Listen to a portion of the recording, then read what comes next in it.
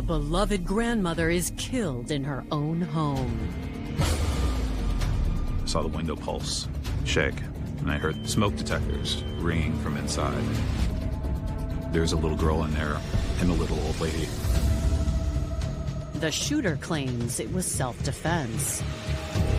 I'm trying to get out the bedroom.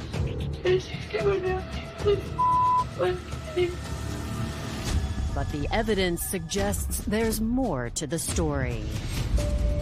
She was holding a file folder that the bullet went through. She planted this phone, hid it in the closet to capture the combination being entered. And for investigators, the key to solving the case just might be the victim herself.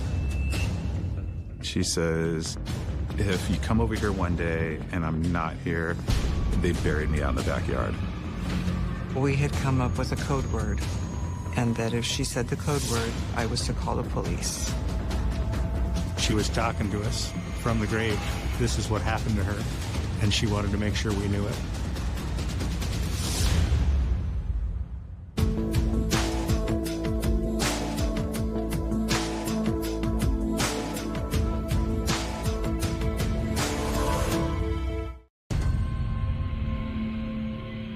The city of Pasco, Washington is known for its beautiful scenery, along with a safe reputation for a Tri-City area.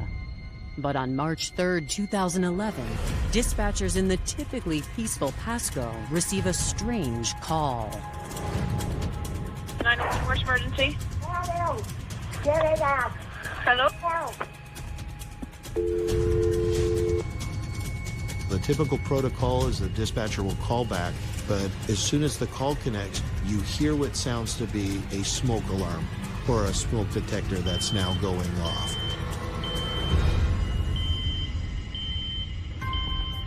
This is 911. Do you have an emergency there? No, I'm sorry. The alarm detector just went off. I'm sorry. I was trying to change the battery.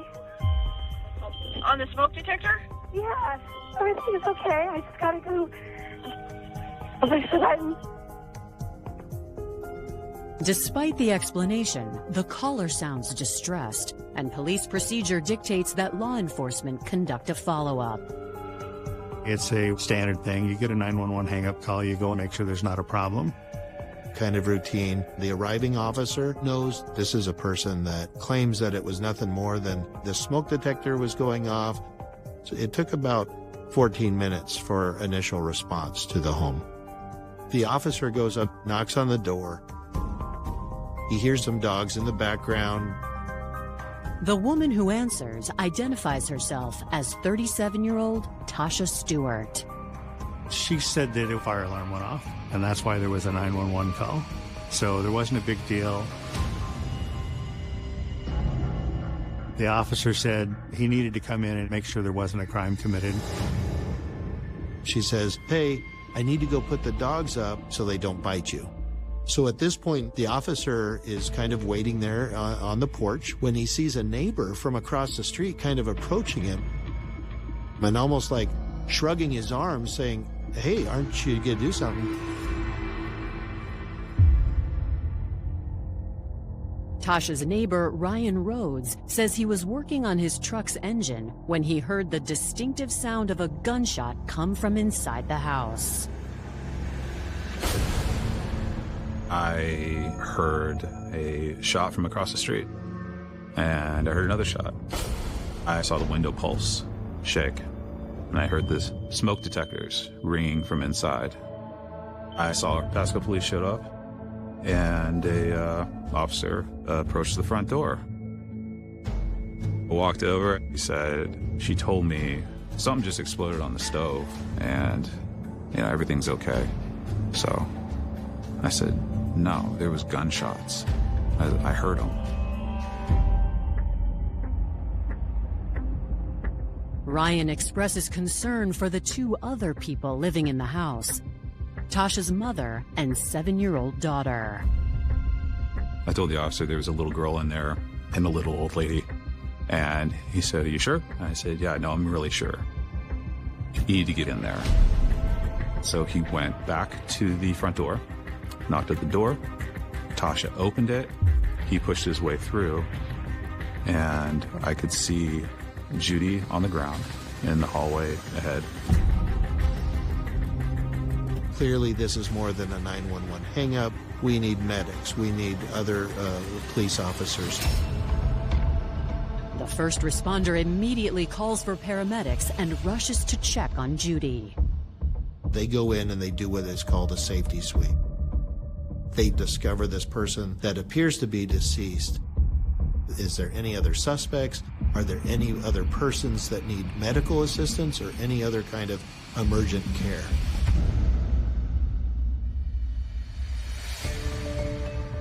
Judy DeLong was born on June 13, 1952 in Amarillo, Texas. But she didn't come into the world alone. Judy was a twin. Her twin sister was named Jody. The sisters were very different. Judy was a lot more reserved, but she was a free spirit. Judy's childhood, it was rough. She did not speak highly of her mother, just the way she was treated by her. She loved her sister, and she spoke very highly of her father. Whenever she would talk about her dad, she had a big smile on her face. Judy was very outgoing, very friendly, very warm, very down-to-earth, very thoughtful. She was really an amazing person. Judy was an artist, and she was very skilled with sewing.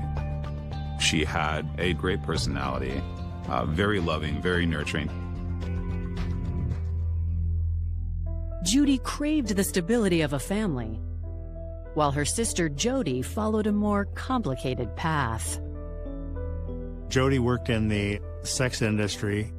She liked to be able to just go where she wanted to go and do what she wanted to do. In 1972, 20-year-old Jody got pregnant. She decided to keep the baby and named her Tasha. But not long after giving birth, her lifestyle was preventing her from being a suitable mother, and she turned to her sister Judy for help. Judy's sister turned to Judy, asking her, would she raise Tasha as her own? Judy was pretty consistent and stable in her life.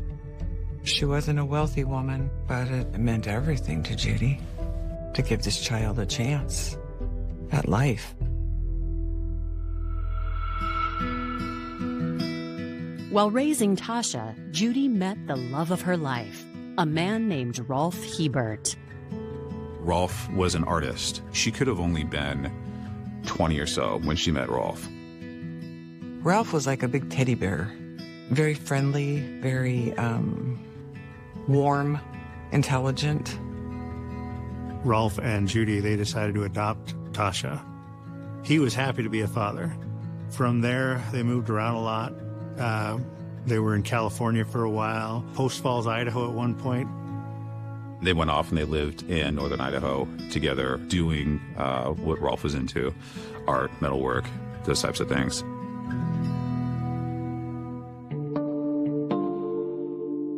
As a teenager, Tasha displayed some of her mother's wildness. But Rolf and Judy did their best to provide Tasha with everything she needed to succeed in life. Tasha was a handful growing up, one that they had to be on top of all the time. She was always taken off with this boyfriend or whoever she was running with at the time. It was rough. There was lying, there was running away, all of the things that you fear for your child when they're making those kinds of choices. By the time she was 30, Tasha seemed to have settled down. She worked as a certified nursing assistant, and in 2004, she had a child of her own. Tasha met a gentleman by the name of Charles, and they had a daughter. That relationship didn't work out. So years later, she met Todd, and she married Todd, and Todd became her daughter's stepfather.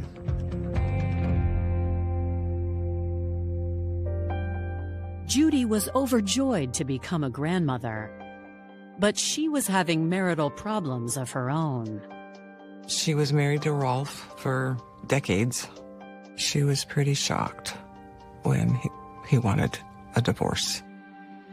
You know, people split up for various reasons. But it was very clear that Rolf still loved and cared for Judy. Judy would still say that Rolf was her best friend and the love of her life. So I think, yeah, it was really difficult for her. At the age of 55, Judy found herself starting over. She began her new life by purchasing a home in Pasco, Washington. Judy and I had become friends since the day she moved in March of 2007.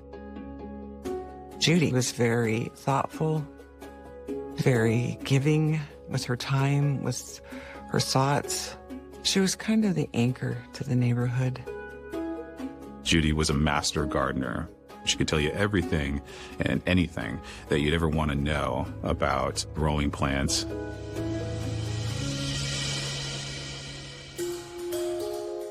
Judy lived by herself until January 2011, when her daughter Tashia showed up asking for help. Tashia and Todd fell on hard times, and they had a child to take care of. So they head over to Pasco because Judy opens her home and invites them to live with her. They did a lot of odd jobs, but the stints of employment were very short. At the time, they couldn't pay for their apartment, house, duplex, whatever they were living in. So there wasn't a stable home environment. And Judy, she wanted her granddaughter to be safe.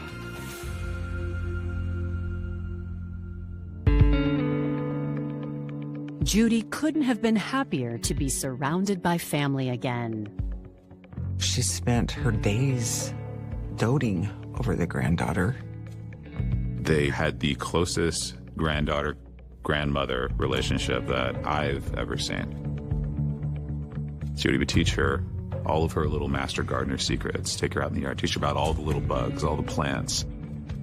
The talk was that Tashia and Todd were going to get their own place in Pasco, and so that Judy was going to be able to see the granddaughter whenever they were at work.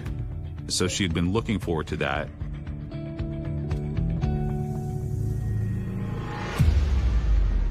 But that excitement comes to a sudden halt when officers enter Judy's home and immediately realize something terrible has happened. Tashia told officers she shot her mom, but she did it in self-defense. Tashia says she was coming at me with an axe. The .357 revolver was found on the floor in the hallway. And found next to Judy's body was the axe that Tashia had said that her mother had come at her with. Coming up, Tashia tells detectives about the fatal argument with her mother. Ripped and raised about death and money being gone. But they soon begin to question her story. It seemed like Judy was holding documents that proved that Tashia was stealing from her.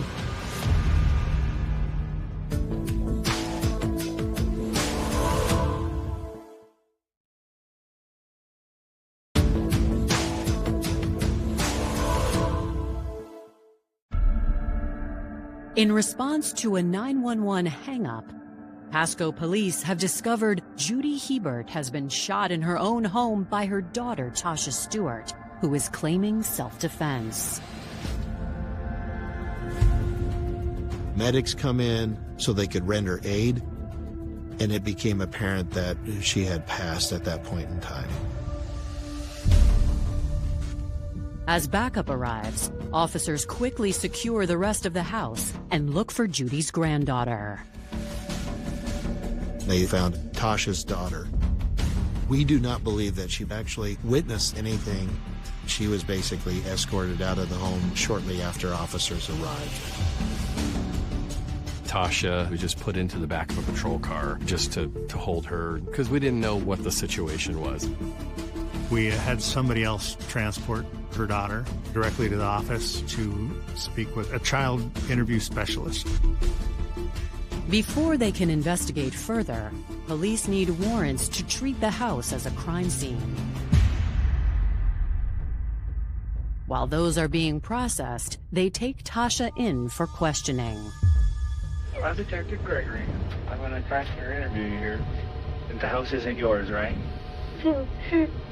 Are you married? I think so. Think so? My husband left me on Monday. He decided he was leaving 2 days before Judy died. She said their marriage was basically coming to an end and he had to get out of there. It was just too tumultuous to be able to try and continue living there. According to Tasha, one of the main reasons Todd left was her mother.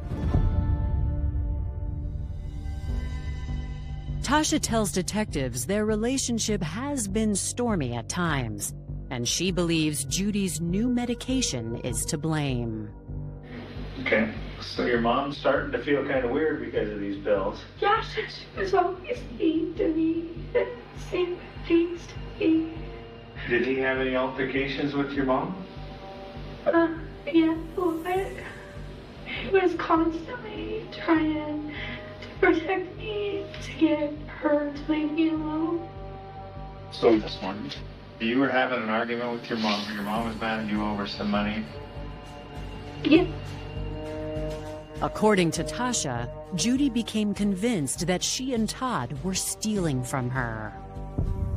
After Tasha moved into the house with Todd and their 7-year-old daughter, she said they had no funds, they had no jobs, they had no income at all.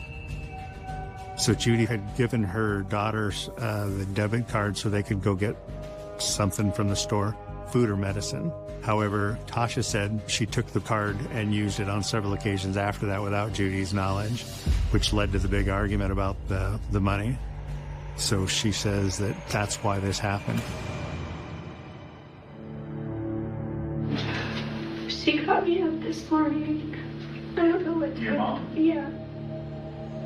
She was yelling at me because she found this $300 charge on her debit card. Wanting to avoid another fight, Tasha says she called her father Rolf for advice. I told my dad, and he just said, just to try and keep her calm and stay out of her way. And was trying. But Tasha says Judy never gave her the chance to walk away. She started screaming at me again, ranting and raving about the effing money being gone. She gets up and she turns around and she's got this black thing in her hand. And she's trying to hit me with it. It's interesting because she used hatchet or axe term with the officer back at the house, but when she was being interviewed by detectives, she referred to it as this black thing. She said they wrestled it over. She got it, her mom got it, she got it back. At one point during this fighting over this thing, she hit her mom in the head with it. Despite the wound, Tasha says Judy wrestled the axe away and continued to attack her. Tasha said that during the fight with the black thing, she had ran into the closet in Judy's master bedroom and she grabbed a bag out of the safe. Tasha said she found a gun in the bag and she got that for protection. Tasha says she knew her mother kept the gun in there, and luckily, the safe had been left open after she asked Judy for her birth certificate. I was trying to get out the bedroom. And she's going out with me. Tasha then shot her, which she said was in self-defense. She shoots her 3 times.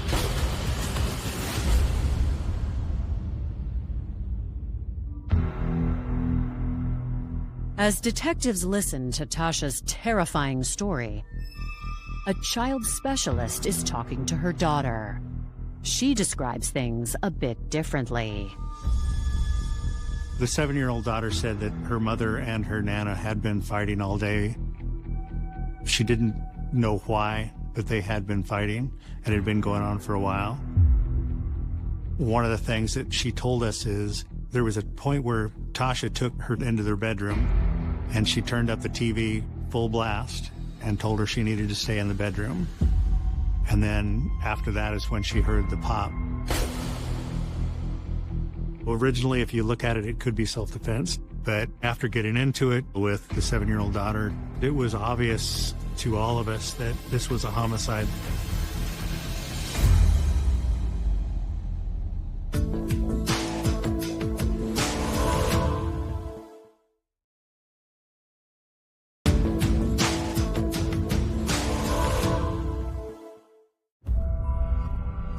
Just hours after finding Judy Hebert shot to death, detectives are interviewing her daughter, Tashia Stuart.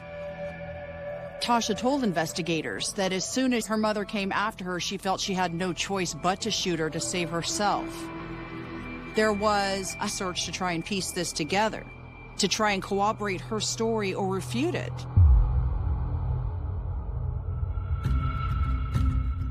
When I was walking through the residence, you would think that there would have been some kind of a struggle, but there's not. The house is still very orderly. They can, however, confirm part of Tasha's story. The .357 revolver she used is registered to Judy Hebert. Tasha fired 3 shots, and only one of those shots actually hit Judy. Judy's injuries appeared to be a gunshot wound to the hand, and the bullet went through and then into her chest cavity. Detectives believe the powerful handgun is what set off the smoke alarm heard in the 911 call. Those guns often have a lot of powder that comes out of them, a lot of smoke.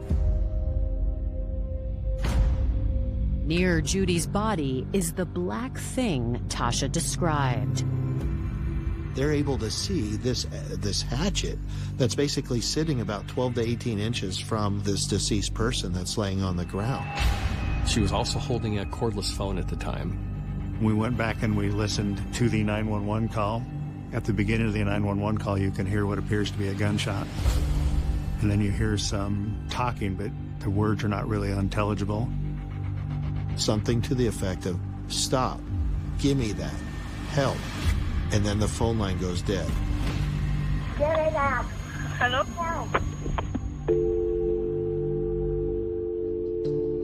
Investigators find something else Tasha didn't mention. There was a file folder that was sitting with the decedent. Upon closer inspection, we actually see what appears to be blood spatter on the outside of that file folder and what appears to be a bullet hole. So she was holding a file folder that the bullet went through and then into her chest cavity. If Tasha's story was true, that Judy was coming at her with an axe, how was she going to be holding a file folder and a cordless phone as well as a hatchet?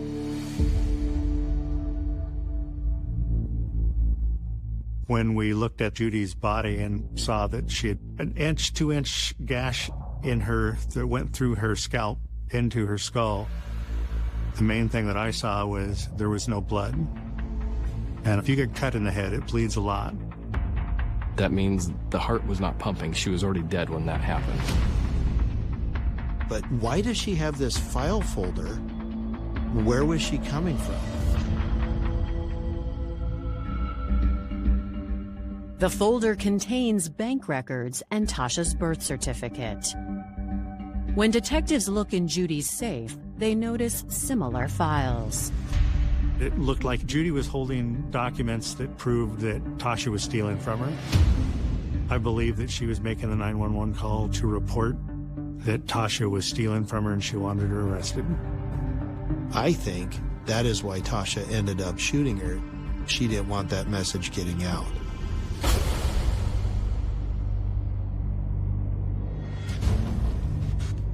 Hearing from her daughter that Tasha put her in the bedroom and turned the volume up on the television suggests something sinister. The TV would have been loud enough that I believe that Tasha thought her 7-year-old daughter wouldn't hear it. That really signaled to us this is something that is being well coordinated and planned. I believe that after Tasha shot her mother, she retrieved the axe, went to make sure that her mother was dead, and placed the hatchet conveniently close to her mom. Tasha received a phone call from the 911 dispatcher, so she made up a story that something was burning. The alarm system just went off. Everything is okay. I just gotta go. Everything just pointed that this was homicide, not accidental, not self-defense. Coming up, investigators pin down a motive. Something was in that safe, and she wouldn't stop at anything, including murder, to get it. I mean, really? Is this about $300? But their victim is the one who helps expose the truth. She was looking beat to hell. That's when she told me about everything that had been happening.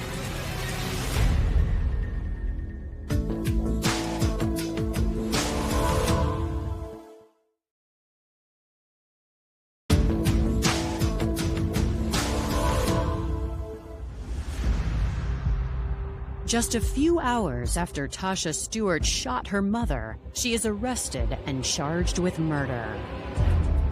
They charge her with aggravated murder because a child was in the home at the time.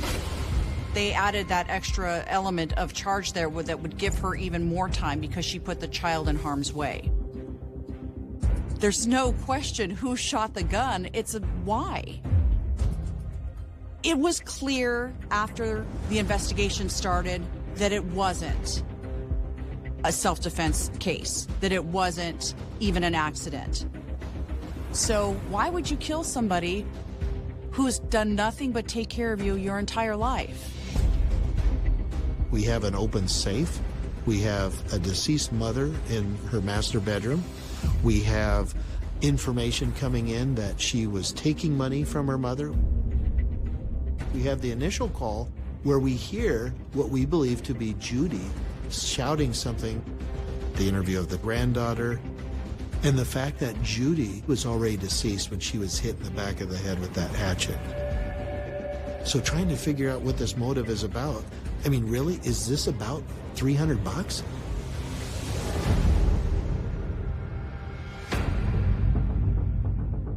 To better understand the conflict between Tasha and Judy, detectives turn to the man who knew them best, Judy's ex-husband, Rolf Hebert.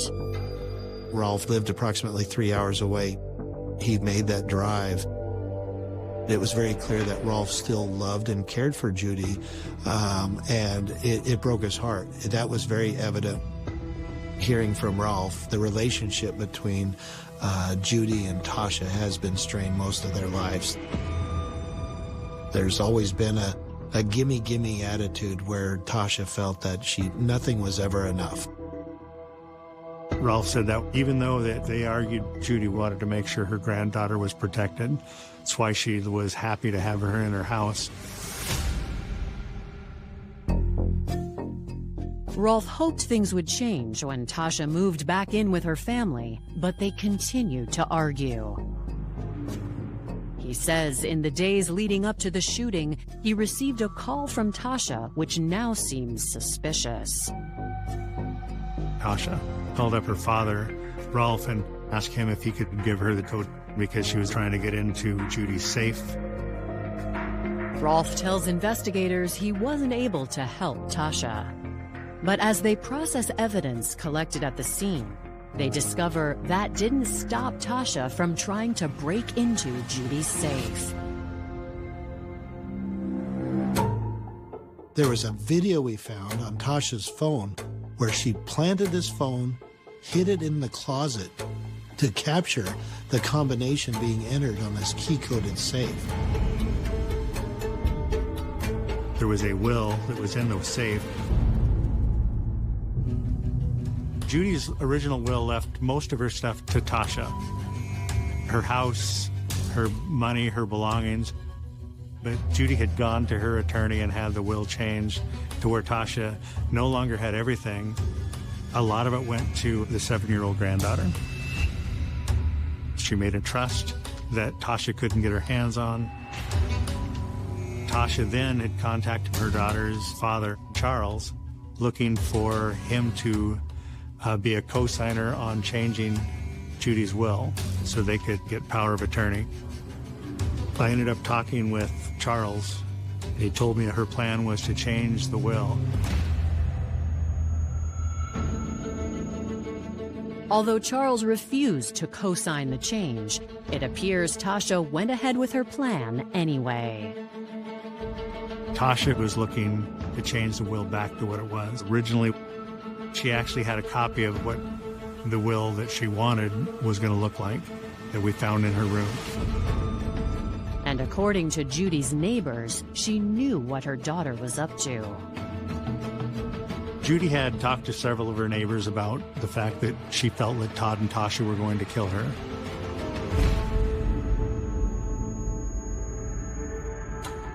Her relationship with Tasha was very toxic. There were many times that Judy would talk about how manipulative she was, how violent she could be, but we couldn't get Judy to go to the police. So we had come up with a code word that I would call on Monday, and that if she said the code word, I was to call the police. Judy never used her special code word, but a week before her death, she told her neighbor a frightening story. The last time I saw her was that day out in front of her house, and she was in her bathrobe, just looking physically beat to hell. And that's when she told me about everything that had been happening. I thought, oh my gosh, this isn't just about a shooting that happened on March 3rd. There was an earlier attempt.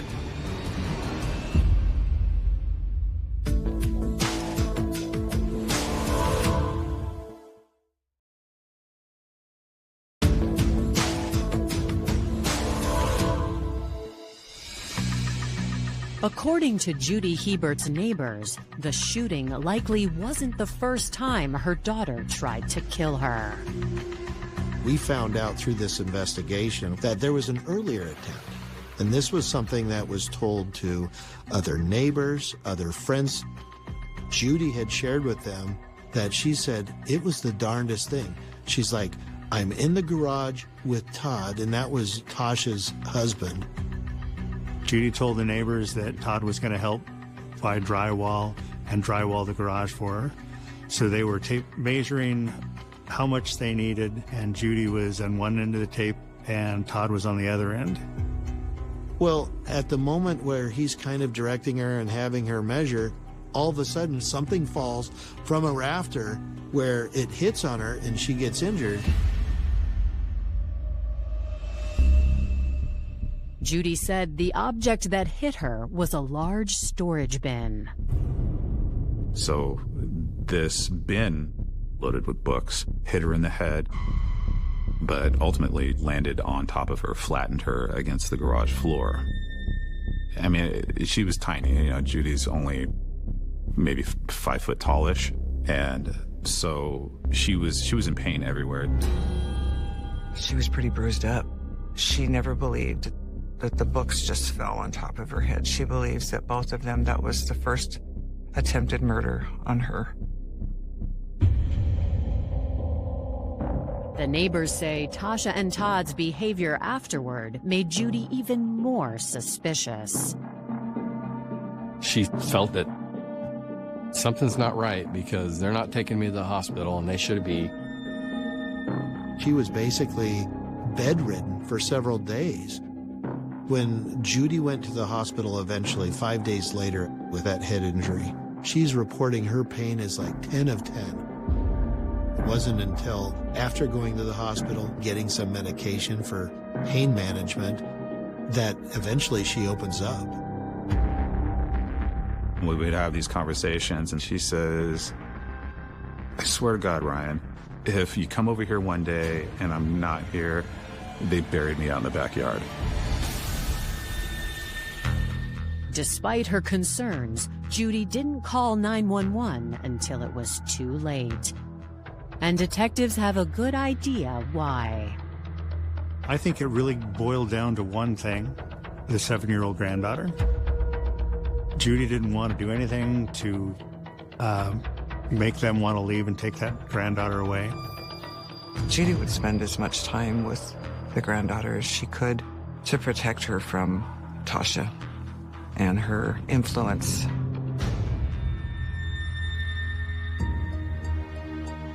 When investigators search the garage, they find evidence that confirms the neighbor's story. We could see on the vehicle that was parked there that somebody had climbed up on top of the cab of that thing.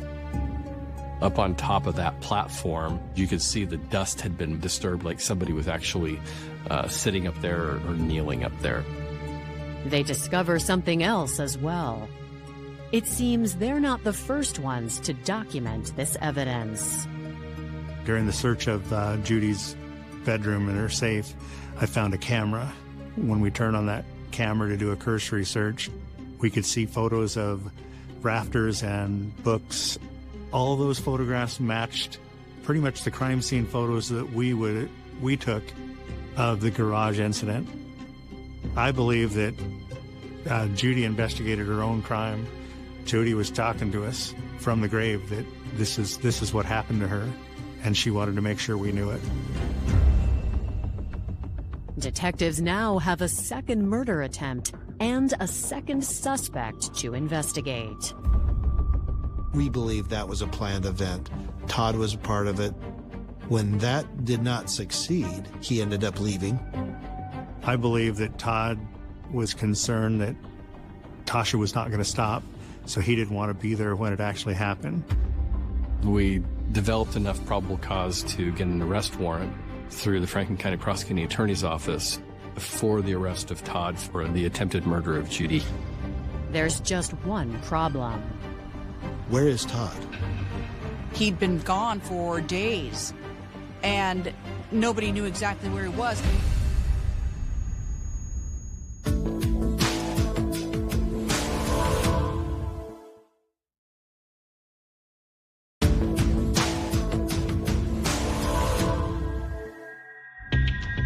Tashia Stuart waits in jail while investigators hunt for her missing husband, Todd, in relation to the shooting death of Tasha's mother. Approximately on March 1st, Todd left the house. We knew from phone calls and information that Tashia made from her cell phone, she's trying to track him down. We knew Todd left in a little red pickup, and I had an address for his sister. So I talked to the detective and asked him if he could see if that car is there. We found he was working as a volunteer on the USS Hornet. It's a World War II aircraft carrier. On January 17th, 2012, investigators travel to California and take Todd into custody on attempted murder charges. He swears he had nothing to do with Tasha's schemes.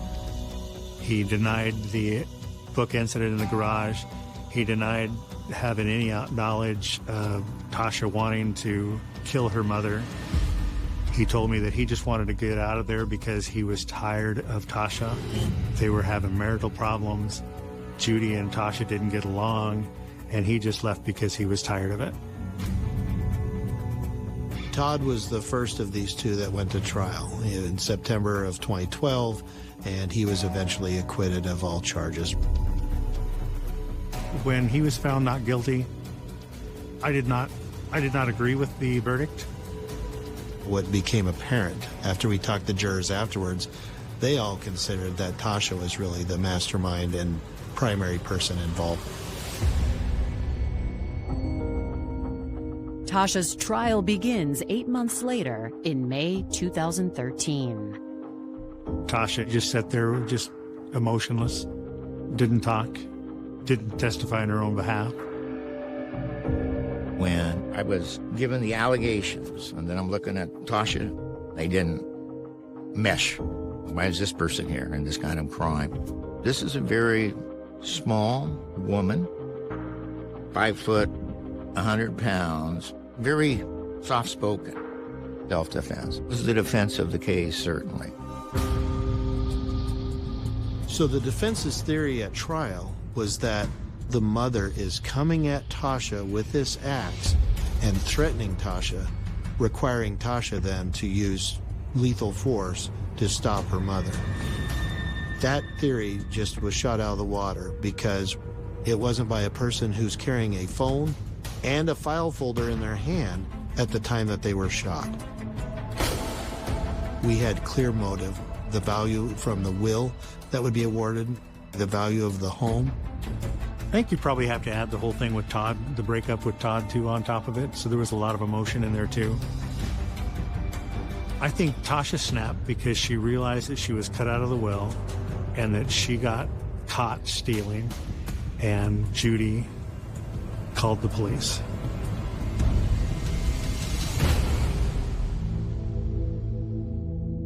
After a 5-week trial, the jury takes less than 2 days to decide on a verdict. Tashia Stuart was found guilty of first-degree murder with aggravated circumstances because her daughter was in the house.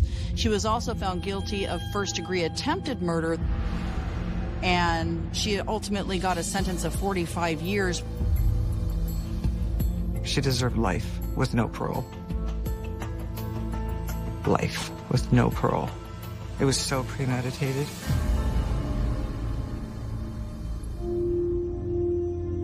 I'm not sure what happened to Tasha when she was younger to become the way that she did, because I know that Judy and Rolf raised her under the best possible circumstances and basically thought the world of her, loved her, gave her everything she wanted. Tasha took away from all of this that beautiful smile, that beautiful voice, that giving heart, but mainly she took it away from her granddaughter, who needed her the most.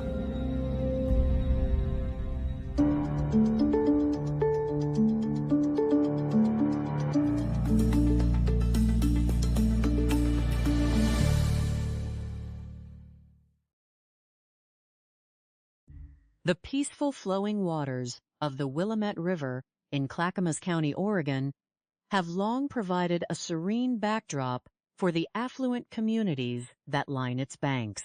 In this picturesque setting, grand residences with manicured lawns and secure gated driveways stand as monuments to personal success and quiet luxury.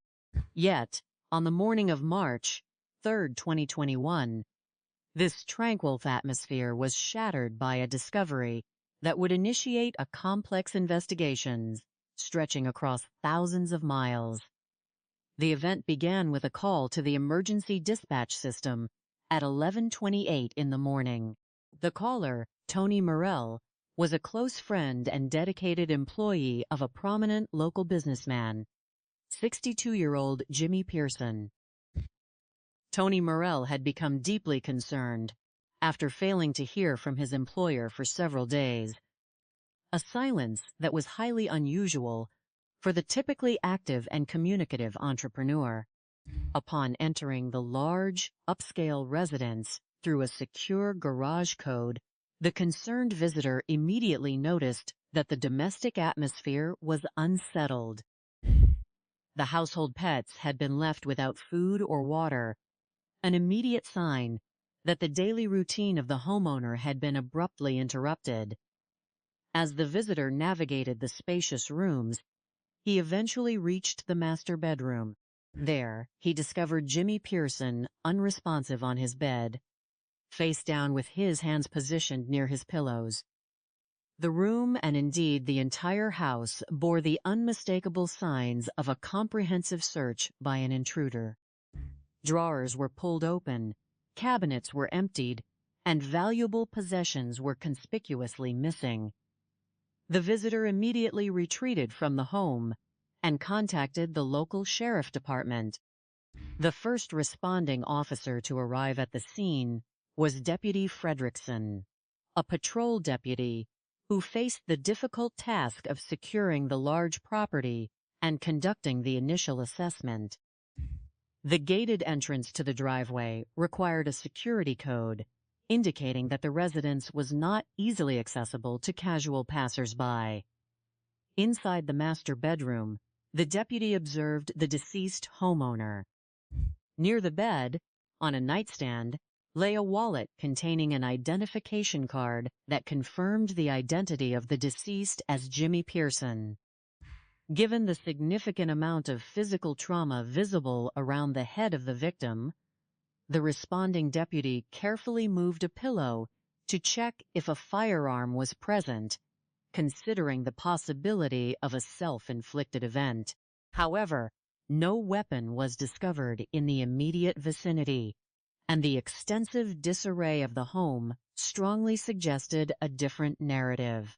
The entire residence had been systematically searched, from the master bedroom to the distant living spaces, indicating that whoever had entered the home was searching for items of hago, hot value. Within a short time, homicide detectives and the medical examiner arrived to take control of the scene. The investigators noted a distinct odor of decomposition, which indicated that the passing of the businessman had occurred several days prior to the discovery. As the medical examiner examined the body, a single wound was identified on the back of the head of the victim. This physical evidence was crucial. While the official determination of homicide would await a complete pathological examination, the detectives immediately treated the case as a suspicious loss of life. It is highly uncommon for self-inflicted injuries to be located on the back of the head, and the complete absence of any weapon or spent casing in the room further solidified the theory that an outside individual was responsible. The immediate challenge for the investigation team was to reconstruct the final days of the victim, to establish a timeline of events, and to identify who had visited the waterfront estate. To understand why this tragedy occurred, the investigators sought to understand the history and character of Jimmy Pearson. Born on August 19, 1957, in Dearborn, Michigan, his early life was shaped by both privilege and adversity. His father, Al Pearson, was a celebrated professional athlete who played hockey for the Detroit Red Wings. However, the father struggled with severe alcohol dependency, which put a tremendous strain on the family, and eventually led to a divorce when Jimmy Pearson was very young. Left to raise 4 children on her own, the mother of Jimmy Pearson relocated the family to the state of Oregon in search of a fresh start. Facing financial challenges, the young Jimmy Pearson learned the value of hard work at an early age. He actively sought out odd jobs, such as mowing lawns and performing yard work, to contribute to the household income. By his early 20s, he had developed a strong entrepreneurial spirit and an intense drive to succeed. In the summer that he turned 18, Jimmy Pearson met Sandra, the woman who would become his wife. They were married in 1987 and welcomed 2 daughters, Sarah and Tanya, into their lives. During this period, the young entrepreneur opened his first business, a small trading post that marked his entry into the pawn shop industry. While his business mind was sharp, his long hours of dedication to his career created a distance within his marriage.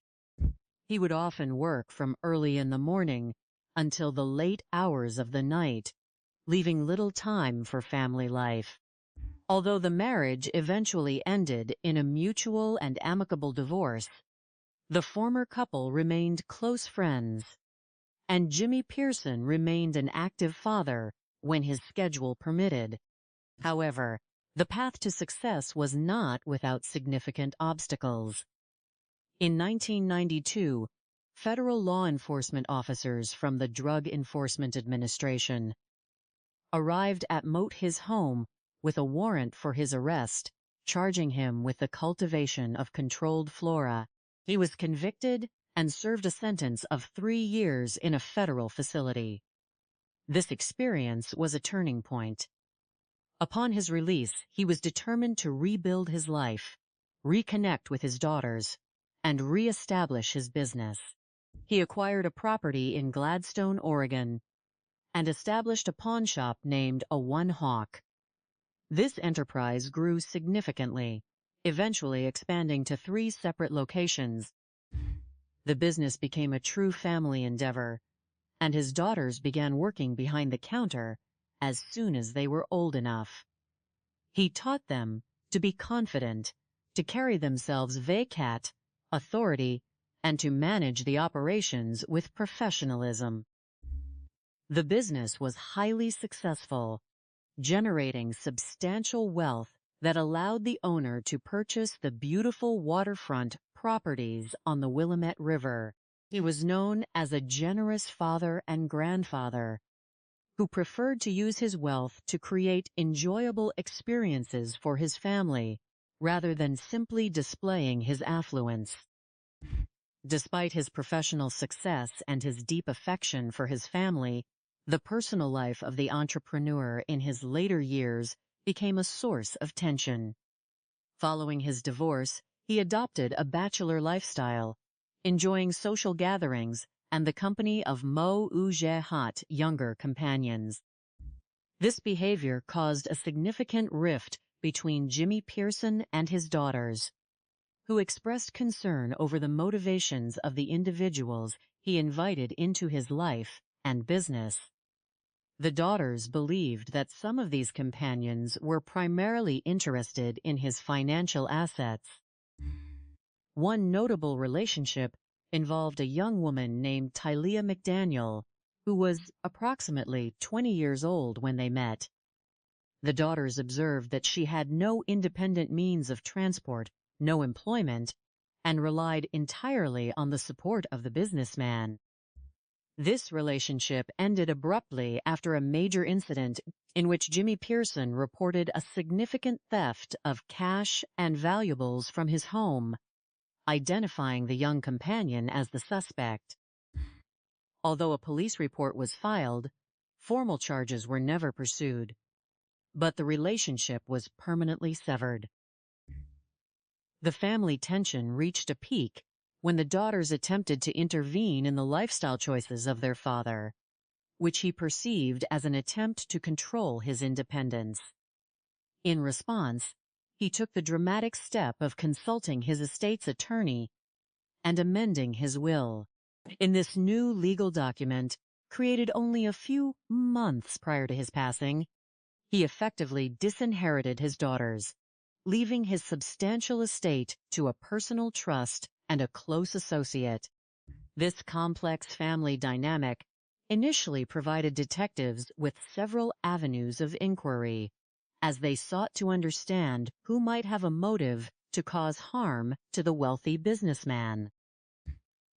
As the detectives worked to gather information outside the home, they interviewed the associates who had gathered in the driveway.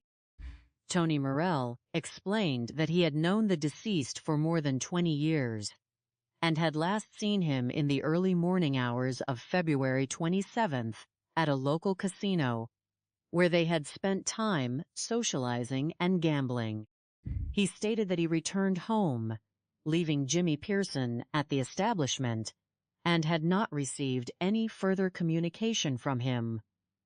The attorney of the businessman also arrived at the scene and cooperated fully with the investigators, presenting the recently amended will. While the circumstances of the disinheritance were unusual, the immediate cooperation of the legal representative and the employee suggested they were not involved in the tragic event. A crucial breakthrough occurred when the legal assistant of the attorney was able to locate the passcode for the mobile phone of the victim. Unlocking the device allowed detectives to access 2 vital sources of information: the text message history and the security camera application. The messaging records did not contain recent communications from the former companion, Tashia McDaniel, which helped clear her of immediate suspicion. Instead, the final active message exchange was with an account named Paris Royal Natasha. The content of these messages was highly transactions-based, involving clear discussions of monetary compensation in exchange for companionship. The messages indicated that an agreement had been reached for this individual to visit the residence of the businessman on the night of February 26th. By accessing the security camera application, investigators were able to view recorded video footage from the front entrance of the home. The video showed a vehicle arriving at the property and a young woman exiting the car and approaching the front door. The physical appearance of this individual did not match that of the former companion, confirming that a new associate had entered the residence. The footage recorded her entering the home, where she was greeted by the owner, approximately 2 hours later at 2:42 in the morning. On February 27th, the camera captured the same individual leaving the residence. She was shown making multiple trips to her vehicle, carrying several bags, including a heavy red duffel bag that appeared to be filled with items. The footage also showed that she was wearing gloves, a detail that strongly suggested an awareness of leaving physical evidence. To identify the individual using the online name of Paris Royal Natasha, law enforcement officers conducted a database search of the telephone number associated with the text messages. This search linked the number to a resident named Natasha Rose Tate. By comparing the driver license photograph of Natasha Rose Tate with the images captured by the security camera, detectives were able to establish a positive match. The investigation then turned to local police databases to determine if there had been any recent contacts with this individual. This query yielded an extraordinary piece of information. Just 12 minutes after leaving the residence of Jimmy Pearson, on the morning of February 27th, a vehicle driven by Natasha Rose Tate had been stopped by an officer of the Milwaukee Police Department for a routine traffic violation. During this brief encounter, the stopping officer, Officer Sanchez, observed a .38 caliber revolver handgun sitting in plain view on the passenger seat of the car. When questioned, the driver claimed she had taken the weapon from a friend. Because the transfer of the firearm was not legally documented, the officer seized the weapon and placed it into evidence, though there was no legal basis to detain the driver at that moment. For the homicide detectives, this discovery was of paramount importance.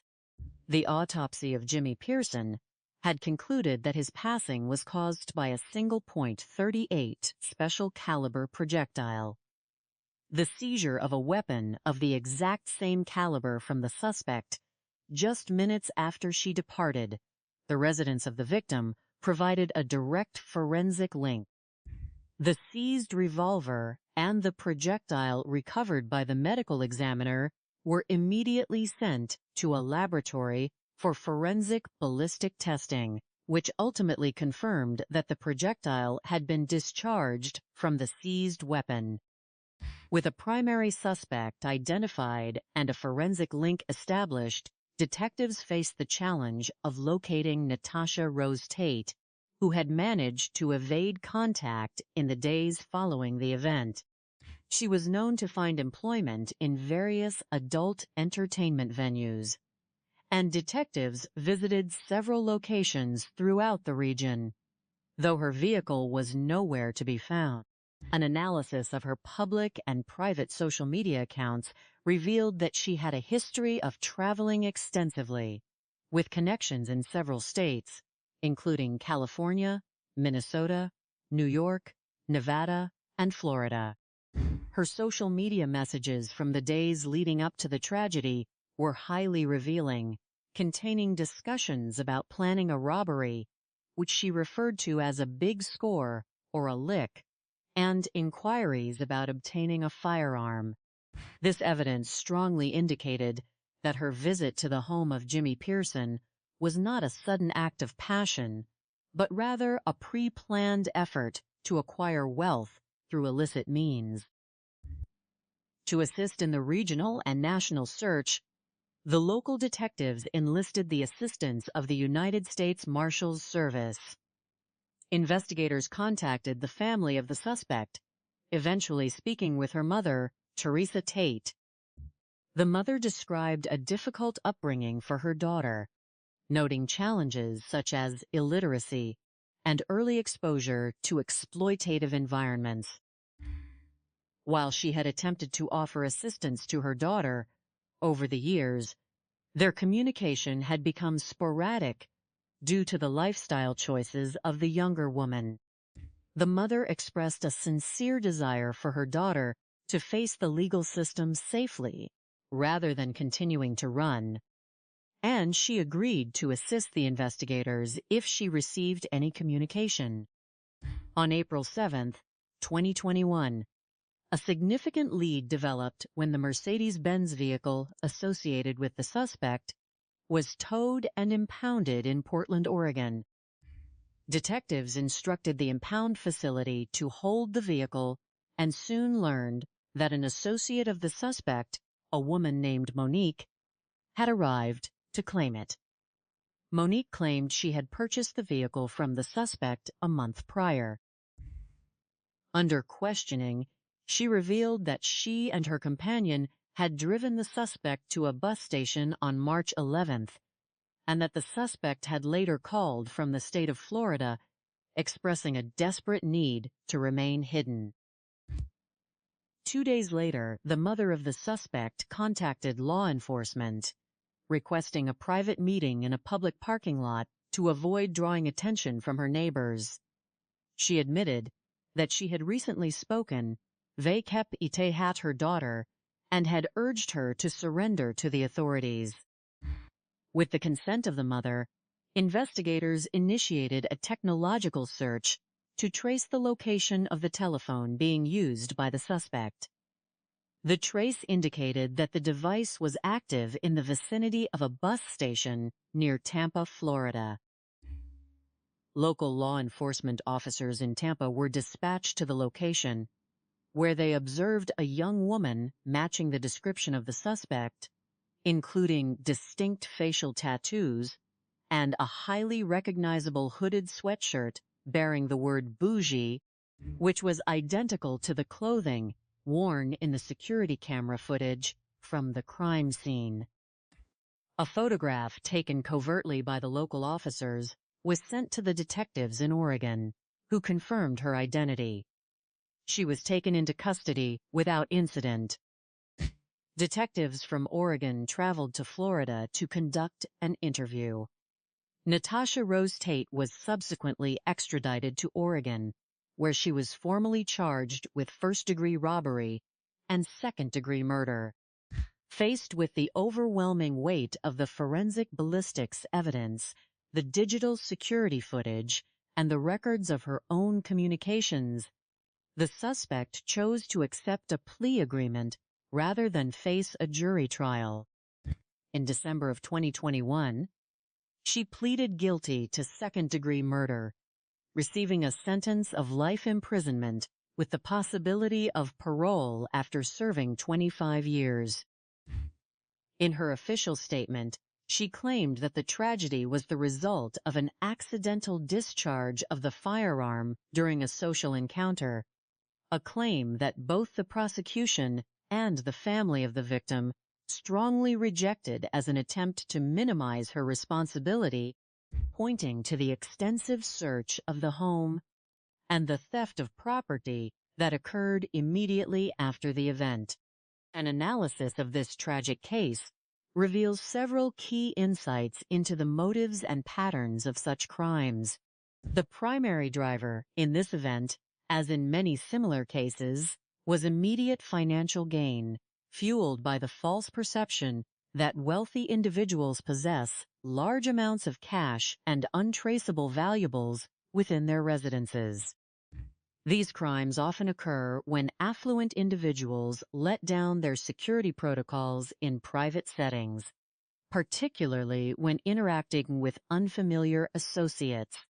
The vulnerability of the victim was increased by his isolation from his immediate family, a common factor that perpetrators exploit to ensure their actions go unnoticed for several days. The successful resolution of the case highlights the critical importance of digital evidence and interagency cooperation in modern law enforcement. The most vital clues relied upon by the investigators included the security camera footage that recorded the entry and exit of the suspect, the digital forensic extraction of text messages that identified her, and the proactive documentation of the firearm during a routine traffic stop by a separate police agency. The rapid integration of these distinct pieces of information allowed detectives to build an undeniable case. The relative lack of sophistication of the perpetrator, who wore gloves during the commission of the act but left a clear digital trail and carried the weapon in plain view, shortly thereafter, ultimately ensured her rapid identification. For the community, this case offers profound life lessons regarding personal safety, the maintaining of secure personal boundaries, and the value of family reconciliation. Protecting one's personal space, being cautious when introducing unfamiliar individuals into a home, and maintaining open communication with loved ones are essential steps to prevent similar tragedies.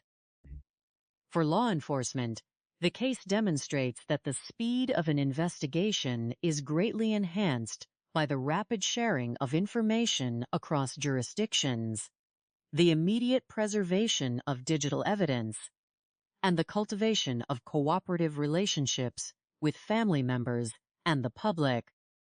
Ultimately, the resolution of this case brought a measure of justice to the family of Jimmy Pearson, who continue to honor his memory by managing his businesses with the same dedication, professionalism, and community spirit that he championed throughout his life. On a quiet morning in Clackamas County, Oregon, the serene flow of the Willamette River mirrored the peaceful atmosphere of an upscale gated community. It was the 3rd of March in the year 2021. Shortly before noon, at approximately 11:28 in the morning, a phone call was placed to the emergency dispatch line MOT. The caller, Tony Morrell, spoke with a voice tense with concern and sudden shock. He had arrived at the residence of his employer and longtime friend, 62-year-old Jimmy Pearson, after not hearing from him for several days. Jimmy was a prominent entrepreneur, well regarded in the local community, but his sudden silence had raised alarms among those close to him. Upon entering the sprawling, beautifully situated riverfront home, Tony discovered a scene of tragic stillness. In the master bedroom, Jimmy Pearson was lying unresponsive on his bed, surrounded by signs of a severe disruption. The entire house appeared to have been searched thoroughly, with drawers pulled open and belongings scattered, suggesting a targeted robbery had taken place. Patrol Deputy Fredrickson was the first responder to arrive at the gated estate. The property was heavily secured, requiring an access code to enter the driveway, which immediately raised questions about how an intruder could have gained access without force. Fredrickson entered the master bedroom and confirmed the presence of the deceased homeowner. Jimmy Pearson was found resting face down, with his hands positioned near his pillows, appearing as though he had been asleep when the incident occurred. A wallet containing his identification card was found on a nearby nightstand, confirming his identity. Due to the significant amount of blood near the head area, The deputy initially searched for a firearm to determine if the injury was self-inflicted, but no weapon was found. The extensive disarray throughout the residence strongly suggested that a third party had ransacked the home in search of valuables. Shortly after, homicide detectives and the medical examiner arrived to take control of the scene. A pronounced scent of decomposition indicated that the tragedy had occurred several days prior to the discovery. Upon conducting a careful examination, investigators located a single trauma to the back of the victim's head, which was later confirmed by the medical examiner to be a fatal wound caused by a projectile mote. The recovery of a .38 caliber special slug during the post-mortem examination officially solidified the case as a homicide investigation. Mote. The absence of defensive wounds or signs of a physical struggle led detectives to believe that the victim did not see the threat coming, suggesting he was either asleep or completely comfortable with the presence of the individual in his room. This psychological detail pointed toward an acquaintance or someone invited into the sanctuary of his home. To understand the context of this tragedy, investigators began tracing the life of Jimmy Pearson Tumort. Born in Dearborn, Michigan, on the 19th of August in the year 1957, Jimmy was one of 4 siblings. His early life was marked by challenges, including his father, a professional hockey player for the Detroit Red Wings, who struggled with alcoholism, leading to his parents' divorce. Raised by a hard-working mother who relocated the family to Oregon, Jimmy learned the value of labor and perseverance at a young age. He began earning money by mowing lawns and taking on odd jobs to support his household. By his early 20s, Jimmy was an ambitious young man. In the summer, when he turned 18, he met Sandra, whom he would marry in the year 1987, and together they had 2 daughters, Sarah and Tanya High. Jimmy's entrepreneurial spirit led him to establish the Hawkeye Trading Post, his first venture into the pawn shop industry. High. He later founded a one-hawk pawn shop in the city of Gladstone, which grew into a highly successful enterprise with 3 locations. High. Despite a brief legal challenge in the year 1992, involving a conviction related to manufacturing, and a subsequent 3-year period of incarceration, Jimmy remained determined to rebuild his life and secure his family's future. He expanded his business, incorporating his daughters into the operations as soon as they were old enough to assist. He taught them business acumen, confidence, and integrity. Under his guidance, the pawn shops became respected community institutions, known for fair dealings and helping individuals in financial distress, countering the negative stigmas often associated with such businesses. However, as Jimmy accumulated wealth and entered his later years, he adopted a bachelor lifestyle that occasionally caused friction with his family. He enjoyed his financial freedom, purchasing a floating home and the riverfront mansion, and frequently engaged in a social life that concerned his daughters. They worried about the companions he kept, some of whom they suspected were taking advantage of his generosity. This divergence in lifestyles led to a personal rift, resulting in Sarah leaving the family business and Jimmy drafting an amended will that disinherited his daughters, leaving his estate to himself and close associates instead. This family dynamic initially presented investigators with a complex web of personal relations, though the daughters' genuine grief and willingness to cooperate quickly directed the focus elsewhere. A critical clue emerged inside the master bedroom: 2 drinking glasses of the same type containing a similar beverage, suggesting that Jimmy had hosted a guest shortly before his passing. Additionally, detectives discovered prescription medication bottles in the master bathroom bearing the name of Tashia McDaniel, a young woman with whom Jimmy had previously been in a relationship.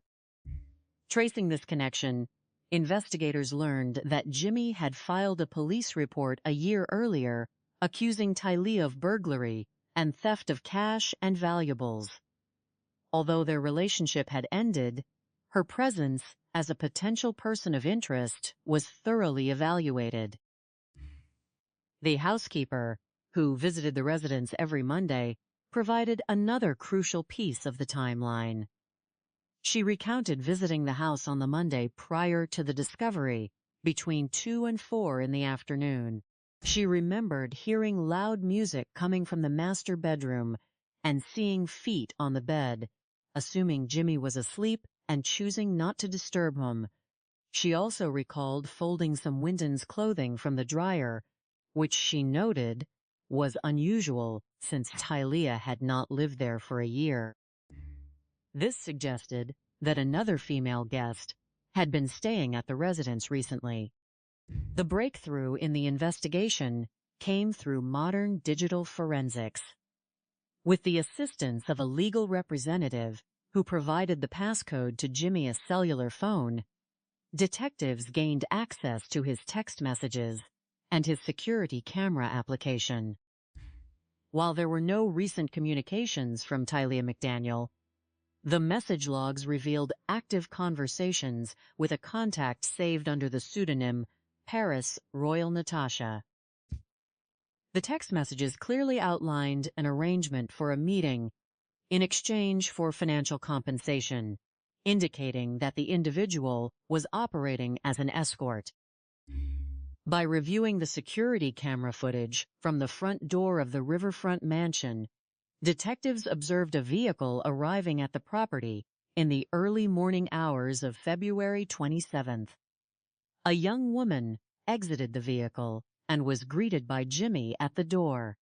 They entered the residence together. Approximately 2 hours later, at 2:42 in the morning, the same woman was captured on camera exiting the house. Crucially, she was seen carrying a heavy red duffel bag and several other shopping bags that she had not brought with her. The footage showed her wearing gloves and making multiple trips to her vehicle, loaded with items that appeared to have been taken from the ransacked home. Her physical appearance did not match Tashia McDaniel, indicating that the suspect was indeed the individual associated with the name Paris Royal Natasha.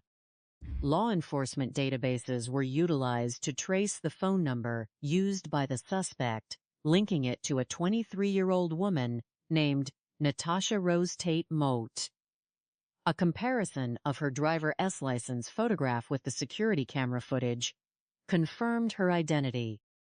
Further database queries revealed an extraordinary stroke of investigative luck. Just 12 minutes after leaving Jimmy Pearson's residence, on the morning of February 27th, Natasha had been subjected to a routine traffic stop by local police in Milwaukee. During this stop, the patrol officer observed a .38 caliber revolver in plain view on the passenger seat. The weapon was seized as an illegal transfer, and Natasha was permitted to leave, as the officer had no knowledge of the tragedy that had occurred only miles away. The ballistic comparison between the projectile recovered from the victim and the seized revolver confirmed a match, establishing the firearm as the murder weapon. This discovery provided detectives with an undeniable link between Natasha Tate and the homicide mort.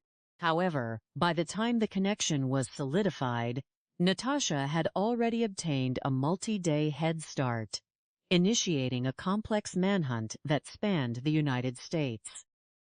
Natasha was known to move frequently between major metropolitan areas, including Los Angeles, Minnesota, New York, Florida, and Nevada, working in various entertainment venues and utilizing temporary communication applications to evade detection.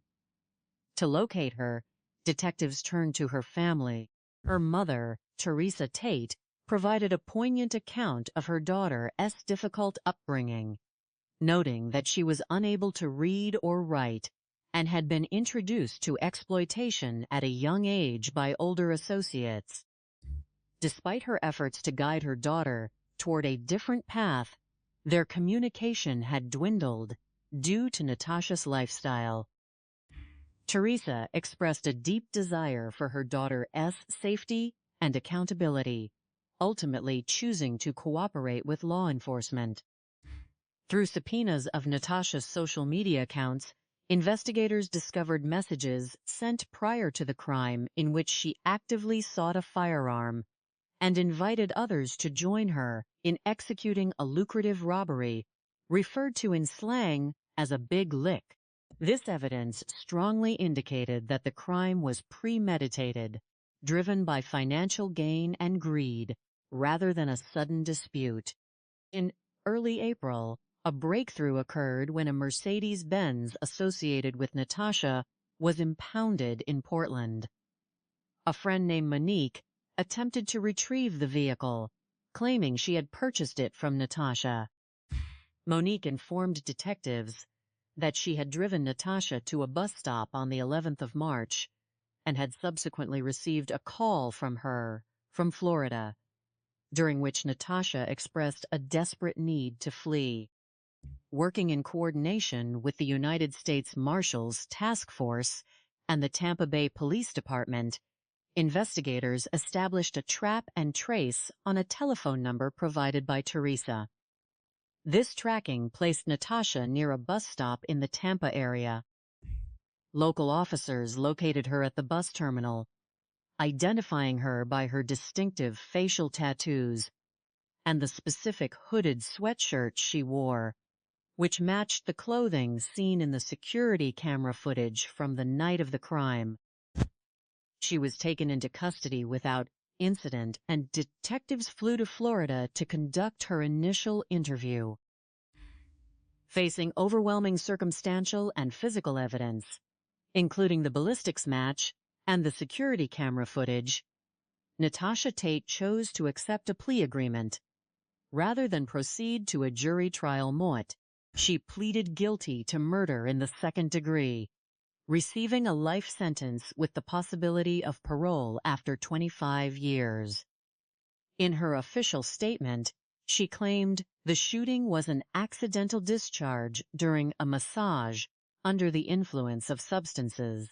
However, the pre-planning documented in her social media messages and the immediate systematic robbery of the home contradicted this narrative, leaving the victim's family and investigators convinced of her full premeditation. Following the resolution of the case, Jimmy Pearson's daughters, Sarah and Tanya, assumed leadership of the A1 Hawk pawn shops, honoring their father's legacy by maintaining the same community-focused values, fair business practices, and dedication to helping others that he had championed throughout his life. Hi. Analyzing the motives behind this tragic event reveals a recurring pattern within contemporary criminal justice. Crimes of this nature frequently involve a convergence of perceived opportunity, lifestyle vulnerabilities, and intense material greed. Wealthy individuals who live solitary lives or maintain a distinct separation between their professional success and their personal social circles often become targets for predatory behavior. The victim, having achieved significant financial success, operated with a high degree of trust and a desire for companionship, which unfortunately blinded him to the potential dangers of inviting unfamiliar individuals into his private sanctuary. These cases occur with alarming frequency because modern technology has facilitated highly transactional relationships that bypass traditional social vetting. Online platforms and messaging applications allow individuals to coordinate private meetings under pseudonyms, creating an environment where predators can identify affluent targets with relative ease. The desire for rapid financial gain, often driven by a lack of stable economic opportunities or exposure to exploitative lifestyles, motivates offenders to plan robberies under the guise of consensual companionship. While the planning of the crime showed a degree of calculation, such as seeking a firearm beforehand and utilizing a false identity online, the execution revealed a profound lack of sophistication. This contrast is common in modern criminal activities. Offenders often believe they can evade detection by using simple digital disguises, failing to realize that every digital interaction leaves an indelible footprint. Natasha S.'s decision to carry a heavy, noticeable bag of stolen goods directly past a security camera, combined with her possession of the murder weapon during a routine traffic stop minutes later, demonstrated a severe disconnect from the realities of modern law enforcement capabilities. The primary details that allowed the police to successfully track and apprehend the perpetrator relied on a combination of rapid community policing, digital forensics, and interagency collaboration. The immediate seizure of the firearm during the traffic stop proved to be the most critical piece of physical evidence, showing the vital importance of proactive patrol tactics. Furthermore, the ability of detectives to bypass the victim's cellular lock code using legitimate legal channels allowed them to access the security camera feed and message logs, transforming a cold case with no eyewitnesses into a highly documented, solvable investigation within 48 hours.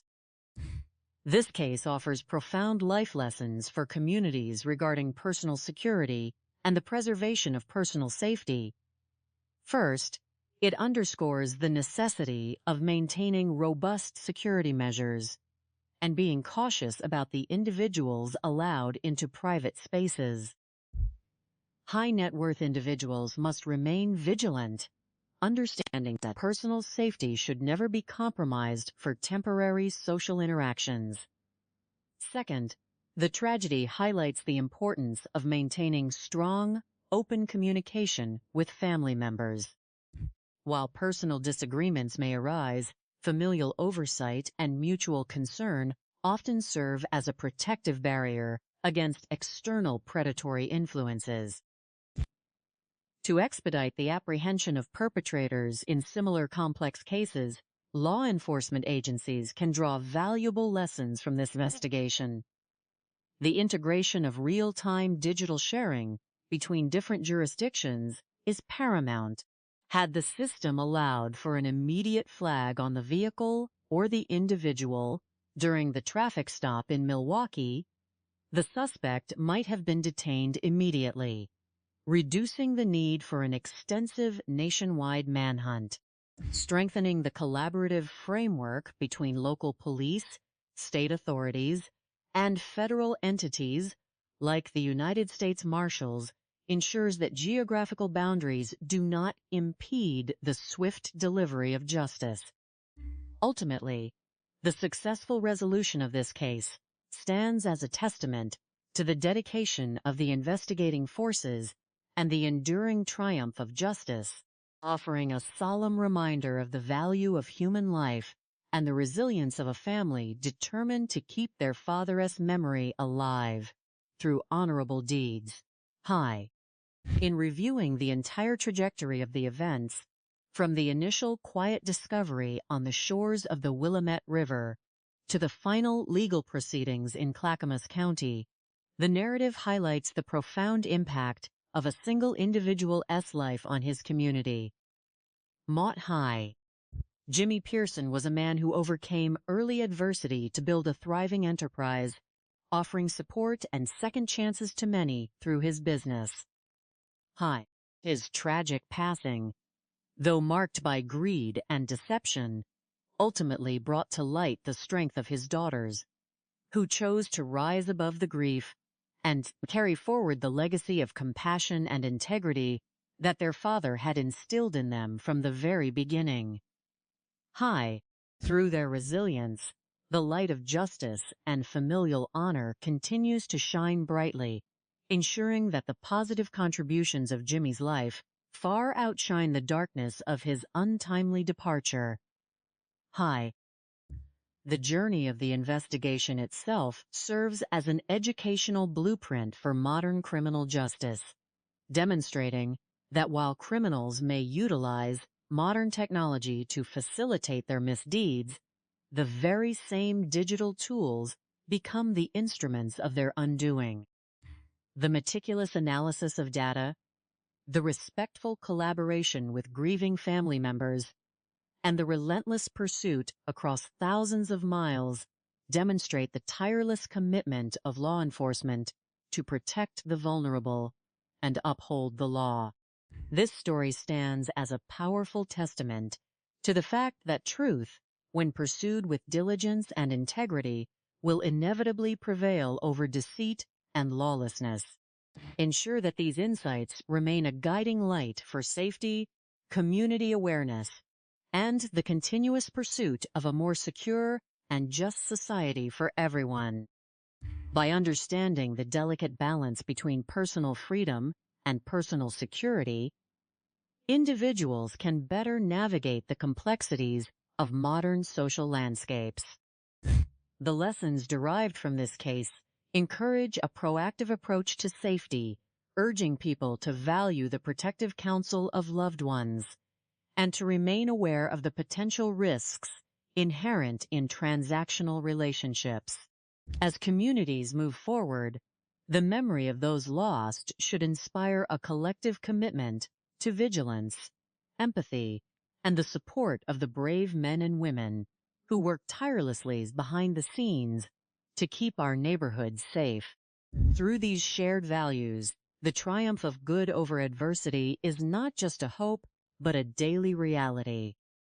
This complete and comprehensive analysis of the Clackamas County case serves as a detailed historical record of resilience, highlighting how investigative dedication and family solidarity can turn a profound tragedy into a powerful narrative of justice and legacy. Mot Hai. As we reflect on the finality of the legal outcome, it becomes evident that the true victory lies in the preservation of the victim's honorable qualities.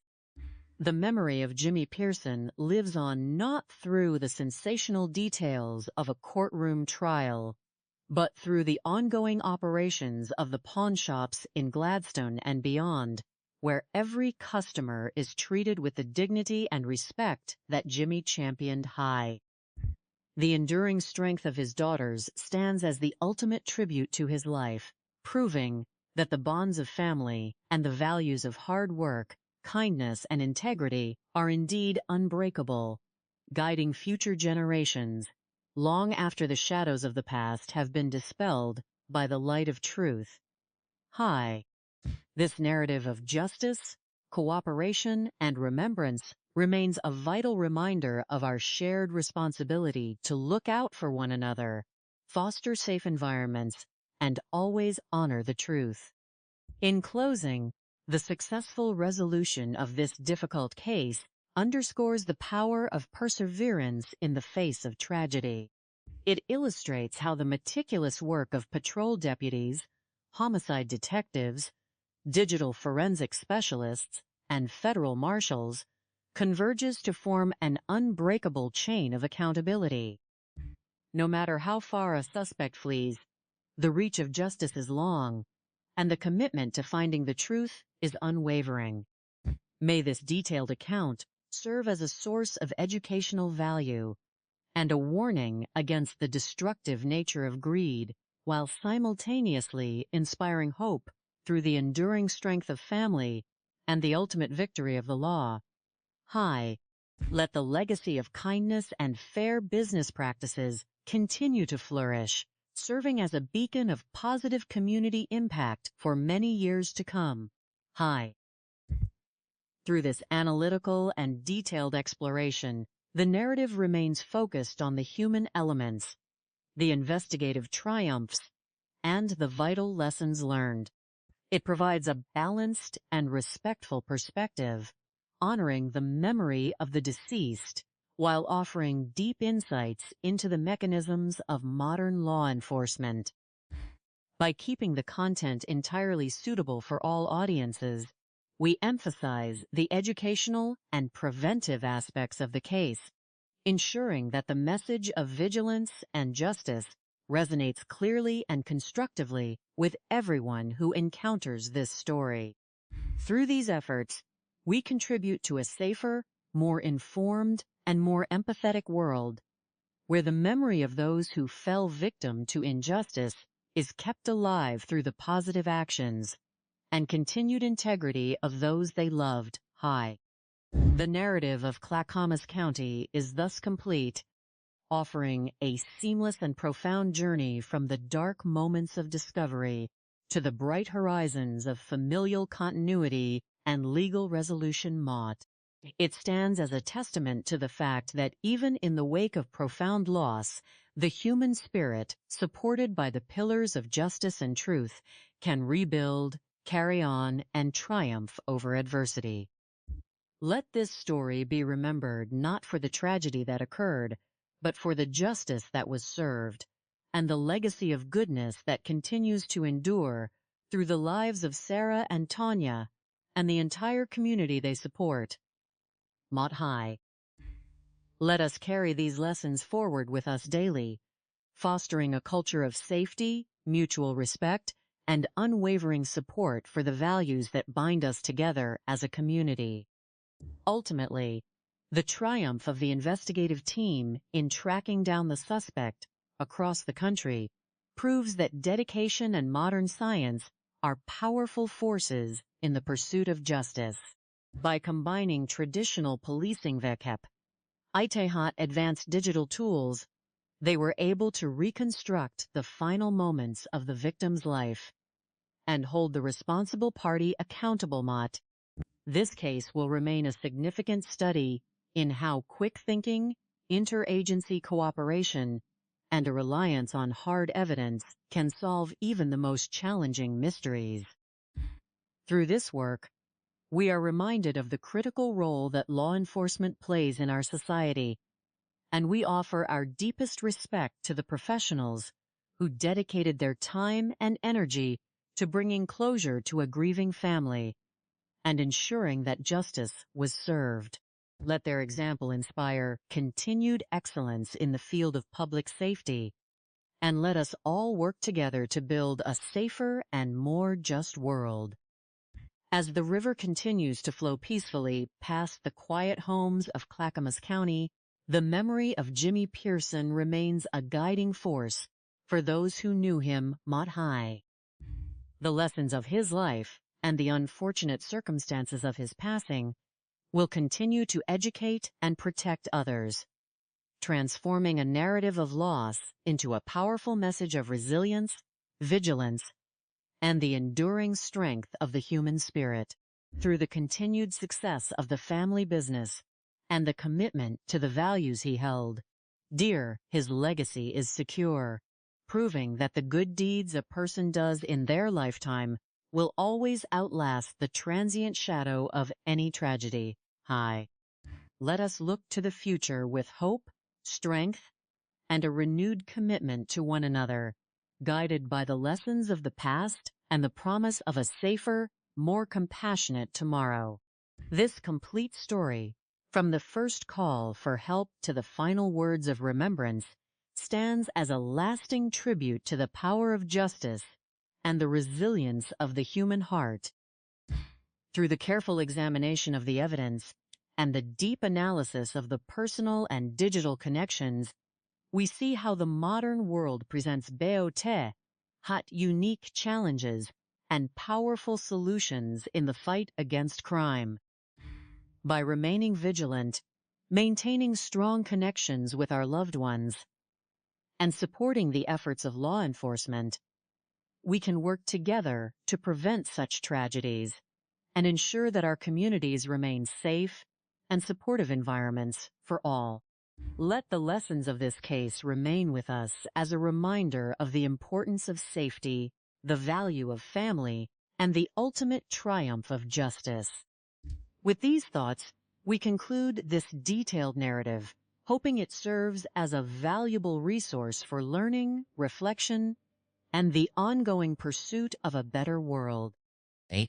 The peace that has returned to the Willamette River remain a symbol of the healing and resolution that has been achieved by the Pearson family. Through their courage and dedication, they have turned a painful chapter into a story of strength and continuity, showing that the light of a father's love can never be extinguished. We honor their journey and the memory of Jimmy Pearson, wishing them continued success, peace, and happiness as they look to the future, secure in the knowledge that their father's spirit is still teaching them, guiding them, and watching over them from above. This is the ultimate victory of good over evil, a testament to the enduring power of family, love, and justice. Let this story inspire us all to live with greater kindness, vigilance, and an unwavering commitment to the truth. This extensive and complete retelling, rich in detail and deep in analysis, provides a thorough understanding of the events, the investigations, and the profound lessons that can be drawn from them. By focusing on the psychological elements, the scientific methods, and the human relationships, we offer a comprehensive and educational resource that respects the memory of the victim and honors the hard work of the police force. Let us carry these insights forward, using them to build a safer, more vigilant, and more compassionate community for everyone. Through these collective efforts, we can ensure that the lessons of the past continue to guide us toward a brighter and more secure future. This is the message of hope and justice that we share today, a testament to the resilience of the human spirit and the power of truth.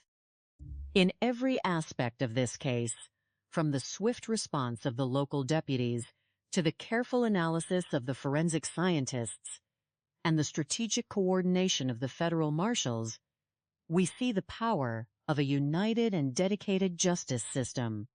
Their work reminds us that safety is a shared responsibility, and that by working together, we can overcome even the most complex challenges.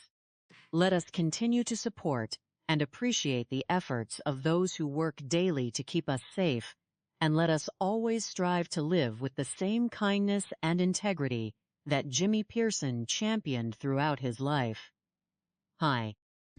With these principles as our guide, we can look to the future with confidence, knowing that justice will always prevail, and that the memory of those we lost will continue to inspire us to build a better world for generations to come.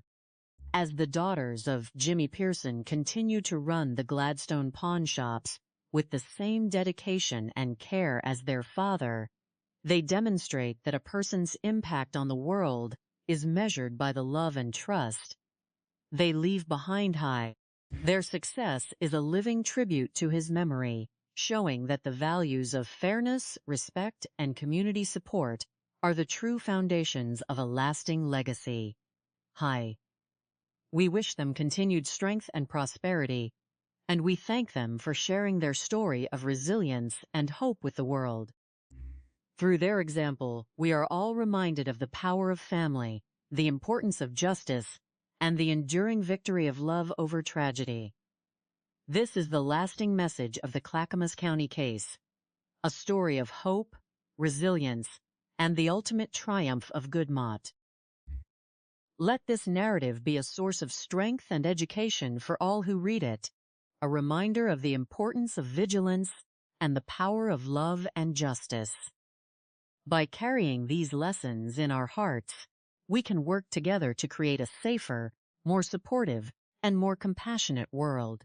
We thank the law enforcement professionals, the legal teams, and the family members who worked tirelessly to bring this case to a successful resolution, and we honor the memory of Jimmy Pearson, whose life and legacy will continue to inspire and guide us. With hope and determination, we look forward to a brighter, safer, and more just tomorrow for all.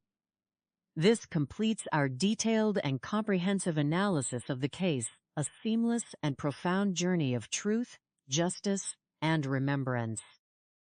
Every detail of this case, from the silent alarm raised by a concerned friend to the final signature on a plea agreement in an Oregon courtroom, represents a critical link in the chain of accountability, MOT. It shows that no action is too small and no clue is too insignificant when it comes to defending the safety and dignity of our communities. Let us remain vigilant in our daily lives, supportive of our neighbors, and committed to the principles of truth and justice. By doing so, we honor the memory of those who have been lost and contribute to a stronger, more resilient society. Thank you for engaging with this detailed exploration of the Clackamas County case, and may its lessons serve as a lasting guide for safety, community, and the ongoing victory of good over adversity. Mott. The story of Jimmy Pearson and the relentless pursuit of justice that followed his passing will remain a significant chapter in the annals of local law enforcement. Mott High. It stands as a powerful reminder that while the path to justice can be long and challenging, the dedication of those who seek the truth is unwavering.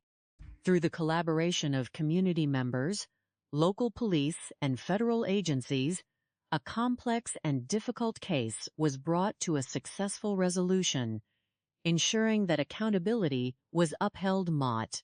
Let this be a source of comfort to the family and an inspiration to all who value peace and justice in our society. We look forward to a future where the lessons of this case continue to foster safer and more supportive neighborhoods, guided by the enduring power of truth and the resilience of the human spirit. With these thoughts, we conclude this extensive narrative, leaving a complete and detailed record of the events, the insights, and the profound lessons of the Clackamas County case. Moat. May the memory of Jimmy Pearson continue to inspire kindness, and may the dedication of the investigating forces remain a beacon of hope and justice for all. High. Let us carry these values forward in our daily lives, working together to create a safer, more compassionate, and more just world for generations to come. This is the ultimate message of the story, a testament to the power of truth, family, and the enduring victory of good. Thank you for your time and reflection on this important journey of remembrance and justice. The legacy of Jimmy Pearson, sustained through the hard work and dedication of his daughters, continues to show that the good works of a lifetime can never be erased by a single act of malice. High. The pawn shops in Gladstone remain a place where people are treated with dignity and where the values of fairness and community support are practiced daily. High. This ongoing contribution to the local community is the most powerful answer to the tragedy, proving that love and integrity will always have the final word. We honor the Pearson family for their strength and resilience, and we salute the law enforcement professionals who worked to ensure that justice was served. High. May their example guide us all toward a future of greater safety, compassion, and unity. Through this comprehensive account, we have explored the depths of a complex investigation, highlighting the critical role of modern forensics and the power of family cooperation in solving crimes. The lessons learned from this case are invaluable, offering practical guidance for personal security and demonstrating the efficacy of collaborative policing. As we move forward, let us keep these insights in mind, using them to protect ourselves and our communities, while always honoring the memory of those who have been taken from us. Through vigilance, empathy, and an unwavering commitment to justice, we can build a world where safety and peace are a reality for everyone. This is the hope and the promise that we carry forward from the story of Clackamas County Mott. In the end, the resolution of this case brings a sense of peace and closure, allowing the community to heal and the family to focus on the future moat.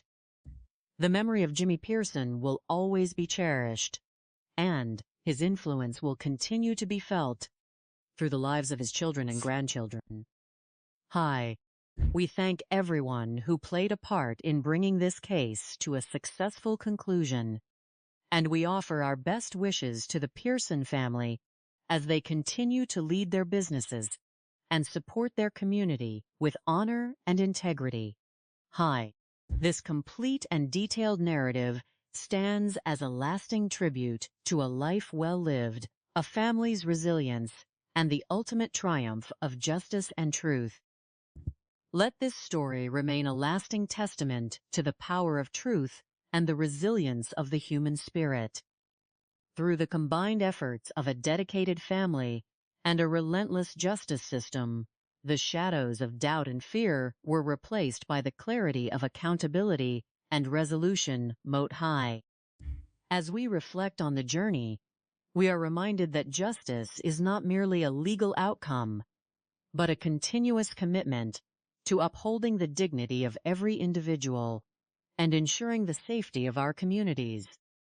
May we all carry this commitment in our hearts, working daily to foster environments of safety, kindness, and mutual support, so that the light of justice may continue to guide our way. With these final reflections, we wrap up this deep, analytical, and highly descriptive journey through the events of March 2021 in Oregon Mott. The narrative has shown how a community can rise above tragedy, how investigators can utilize modern tools to solve complex puzzles, and how the bonds of family can survive and thrive through the most challenging times highs. Let us carry these profound lessons with us, using them to inspire safety, unity, and a dedication to the common good. Thank you for joining us in this detailed exploration, and may the peace, justice, and remembrance of this story remain a source of strength and inspiration for all.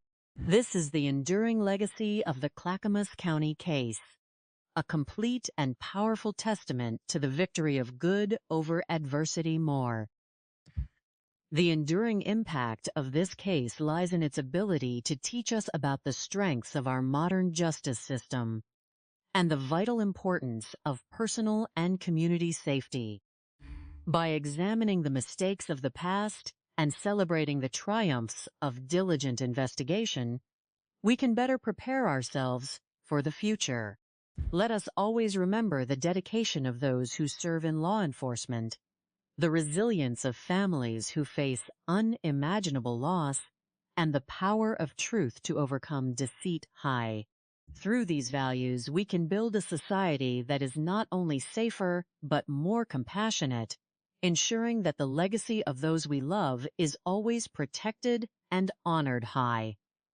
This is the true meaning of justice, and it is the message we carry forward today. The complete story of Clackamas County remains a shining example of how dedication, cooperation, and the pursuit of truth can restore order and peace to a community after a profound disruption Mott.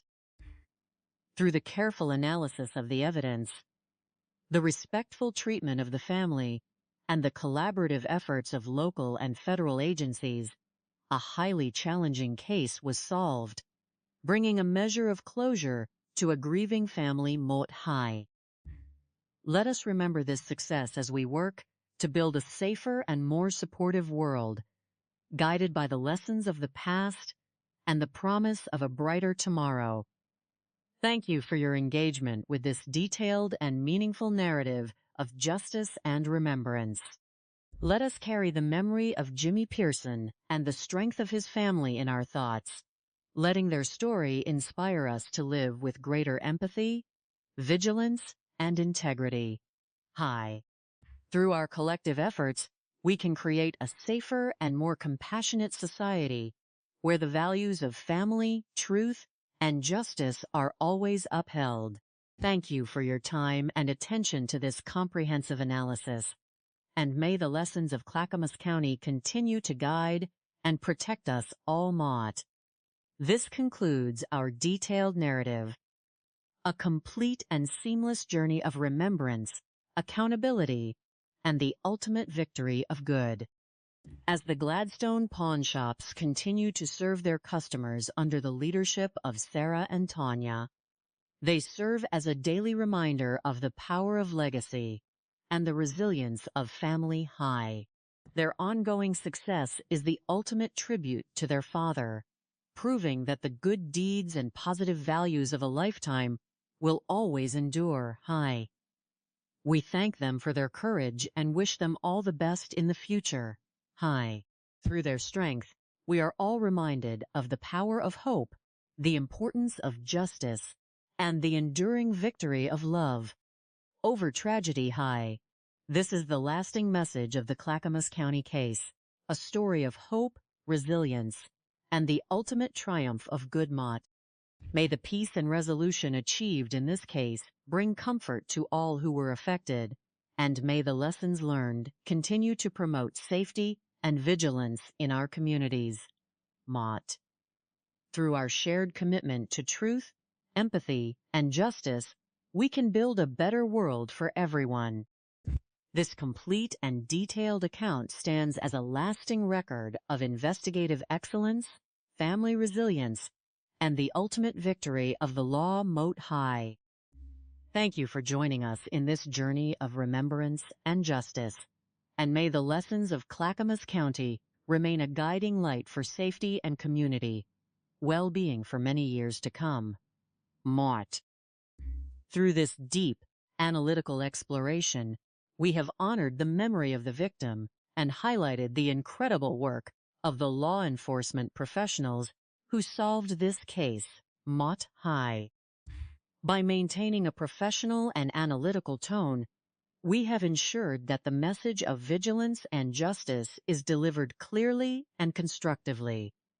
Let us carry these insights forward, working together to create a safer and more compassionate world. This is the true value of sharing these stories, and it is the hope we carry forward today. Thank you for your reflection on this important case, and may its lessons inspire safety, unity, and a commitment to the common good Mott. With these thoughts, the narrative of Clackamas County is fully told, leaving a complete and powerful record of truth, justice, and family continuity Mott high. It stands as a testament to the resilience of the human spirit and the unwavering commitment of our justice system to protect and serve. May the lessons of this case guide us toward a safer and more supportive future, and may the memory of Jimmy Pearson continue to inspire kindness and community support for generations to come.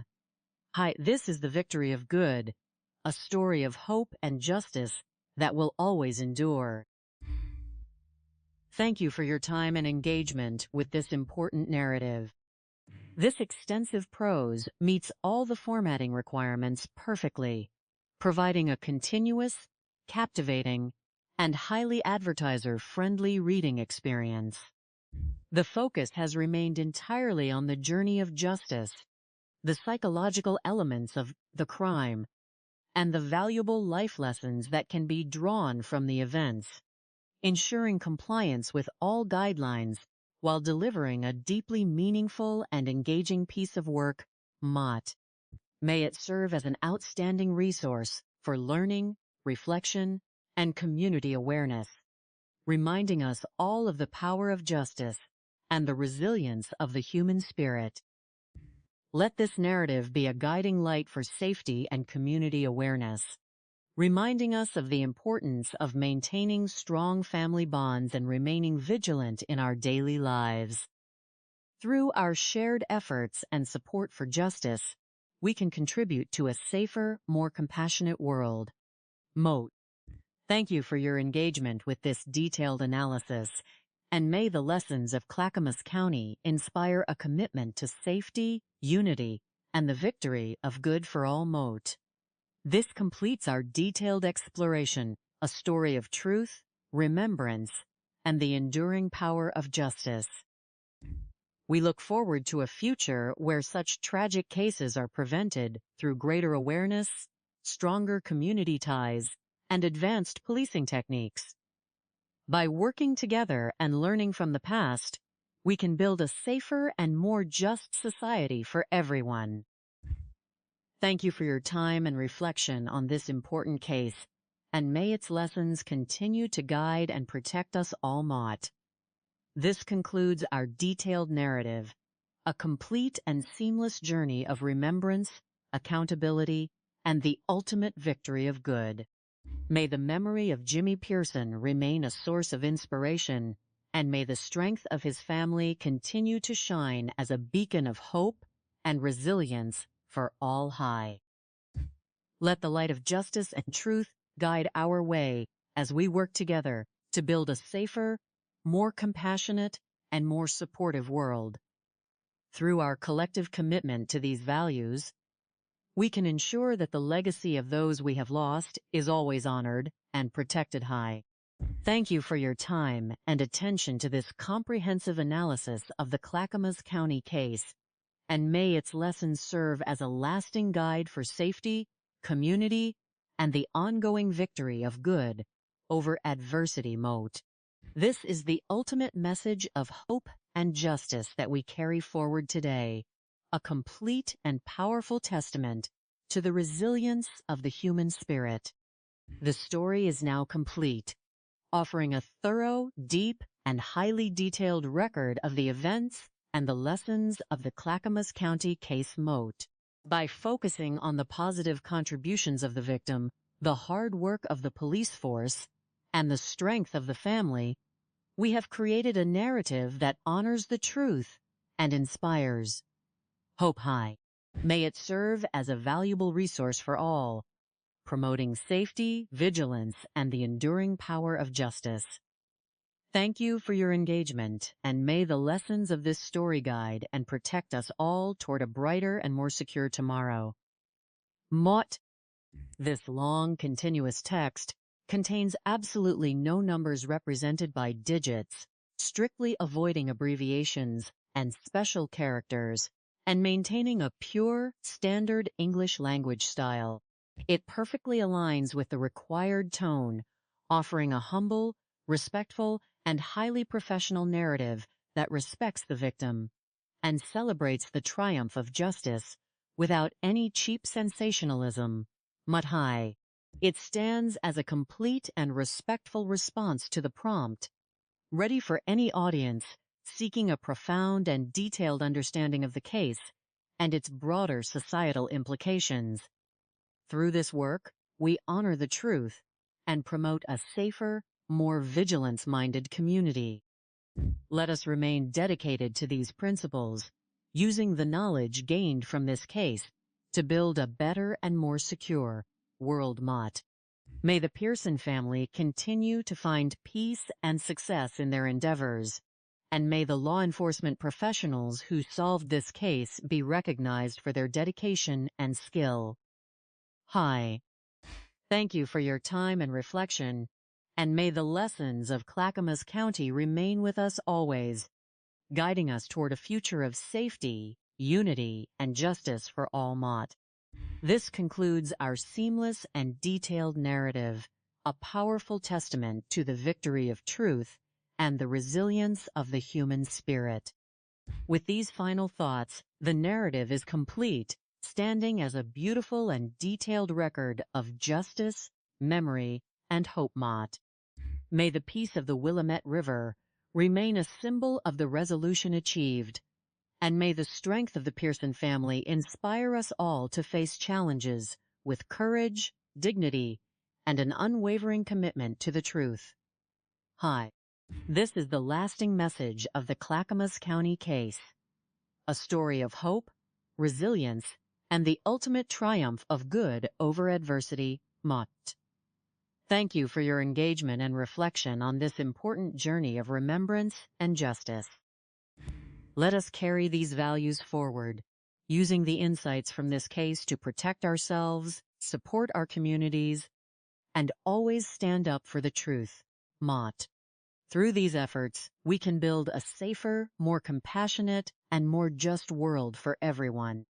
This is the victory of good, a story of hope and justice that will always endure. Thank you for your time and engagement with this important narrative.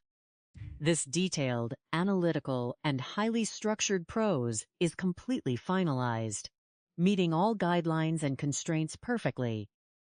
It provides a rich, continuous reading experience that honors the truth and inspires positive action Mott High. May it serve as an outstanding resource for learning and reflection, reminding us all of the power of justice and the resilience of the human spirit. This is the complete and seamless response, delivering a profound and detailed narrative from beginning to end without any interruptions. Thank you for your time and attention. The pursuit of material success is a defining characteristic of modern society, driving individuals to dedicate their lives to building enterprises, securing wealth, and establishing a comfortable sanctuary for themselves and their families. However, the accumulation of significant resources often brings with it an unintended vulnerability, transforming a peaceful home into a target for those motivated by greed. In the quiet, affluent neighborhoods of Clackamas County, Oregon, where the serene waters of the Willamette River flow past sprawling estates, the illusion of absolute security was shattered in the early spring of the year 2021. This case serves as a profound study in the contrast between human industry and predatory opportunism, shedding light on the psychological complexities of both victims and perpetrators, the critical role of modern technology in criminal investigations, and the enduring strength of families seeking justice.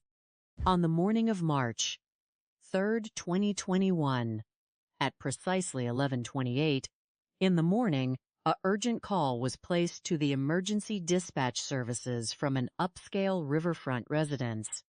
The caller, Tony Morrell, was a close friend and dedicated employee of 62-year-old Jimmy Pearson, a prominent local business owner. Tony had grown increasingly concerned after failing to hear from Jimmy for several days, a silence that was highly unusual for the typically communicative and active entrepreneur. Upon arriving at the gated property, which required a secure security code for entry, Tony utilized a garage code to gain access to the house. The interior was unsettlingly quiet, save for the empty food and water bowls of Jimmy's dog, indicating that the animal had been neglected for some time. After attending to the pet, Tony proceeded to the master bedroom, where he made a distressing discovery. Jimmy Pearson was lying unresponsive on his bed, face down, with his hands tucked beneath his pillows, surrounded by a significant amount of fluid that suggested a tragic end. Terrified by the sight, Tony immediately exited the home and contacted emergency services. The initial response was dispatched to Deputy Fredrickson of the local patrol division, who arrived at the elegant neighborhood to secure the scene. Entering the master bedroom, the deputy observed the deceased male and located a wallet on the nearby nightstand. The identification inside confirmed the identity of the homeowner, Jimmy Pearson. In an effort to determine if a weapon was present, or if the incident was self-inflicted, the deputy carefully moved one of the pillows, but no firearm was recovered. A preliminary search of the expansive residence revealed a stark contrast to the quiet master bedroom. The entire house had been systematically ransacked. Drawers were pulled open, cabinets stood empty, and valuable items were visibly missing from almost every room, indicating that an intruder had spent a considerable amount of time searching for valuables. As homicide detectives and the medical examiner arrived, the gravity of the situation became clear. A distinct odor of decomposition permeated the master bedroom, indicating that Jimmy had been deceased for several days prior to his discovery. Upon closer examination of the body, the medical examiner located a single wound to the back of the head, a detail that strongly pointed toward a deliberate act of violence rather than a self-inflicted injury, as individuals rarely harm themselves from such an angle.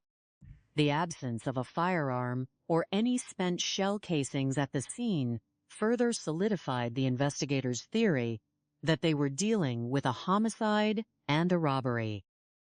To understand why such a tragedy occurred, investigators began to reconstruct the life of Jimmy Pearson. Born on August 19, 1957, in Dearborn, Michigan, Jimmy was one of 4 siblings. His early life was complicated by the challenges of a difficult home environment, as his father, a professional hockey player for the Detroit Red Wings, struggled with alcoholism. This led to his mother divorcing his father and relocating the family to Oregon to seek a fresh start. Faced with the demands of raising 4 children alone, Jimmy's mother worked long hours, prompting Jimmy to develop a strong work ethic at a very young age. He mowed lawns and took on various odd jobs to help support his family, laying the foundation for his future entrepreneurial success. By his early 20s, Jimmy was determined to build a prosperous life. In the late 1980s, specifically the year 1987, he married his wife, Sandra, and together they welcomed 2 daughters, Sarah and Tanya. During this period, Jimmy opened his first business, the Hawkeye Trading Post, marking his entry into the pawn shop industry.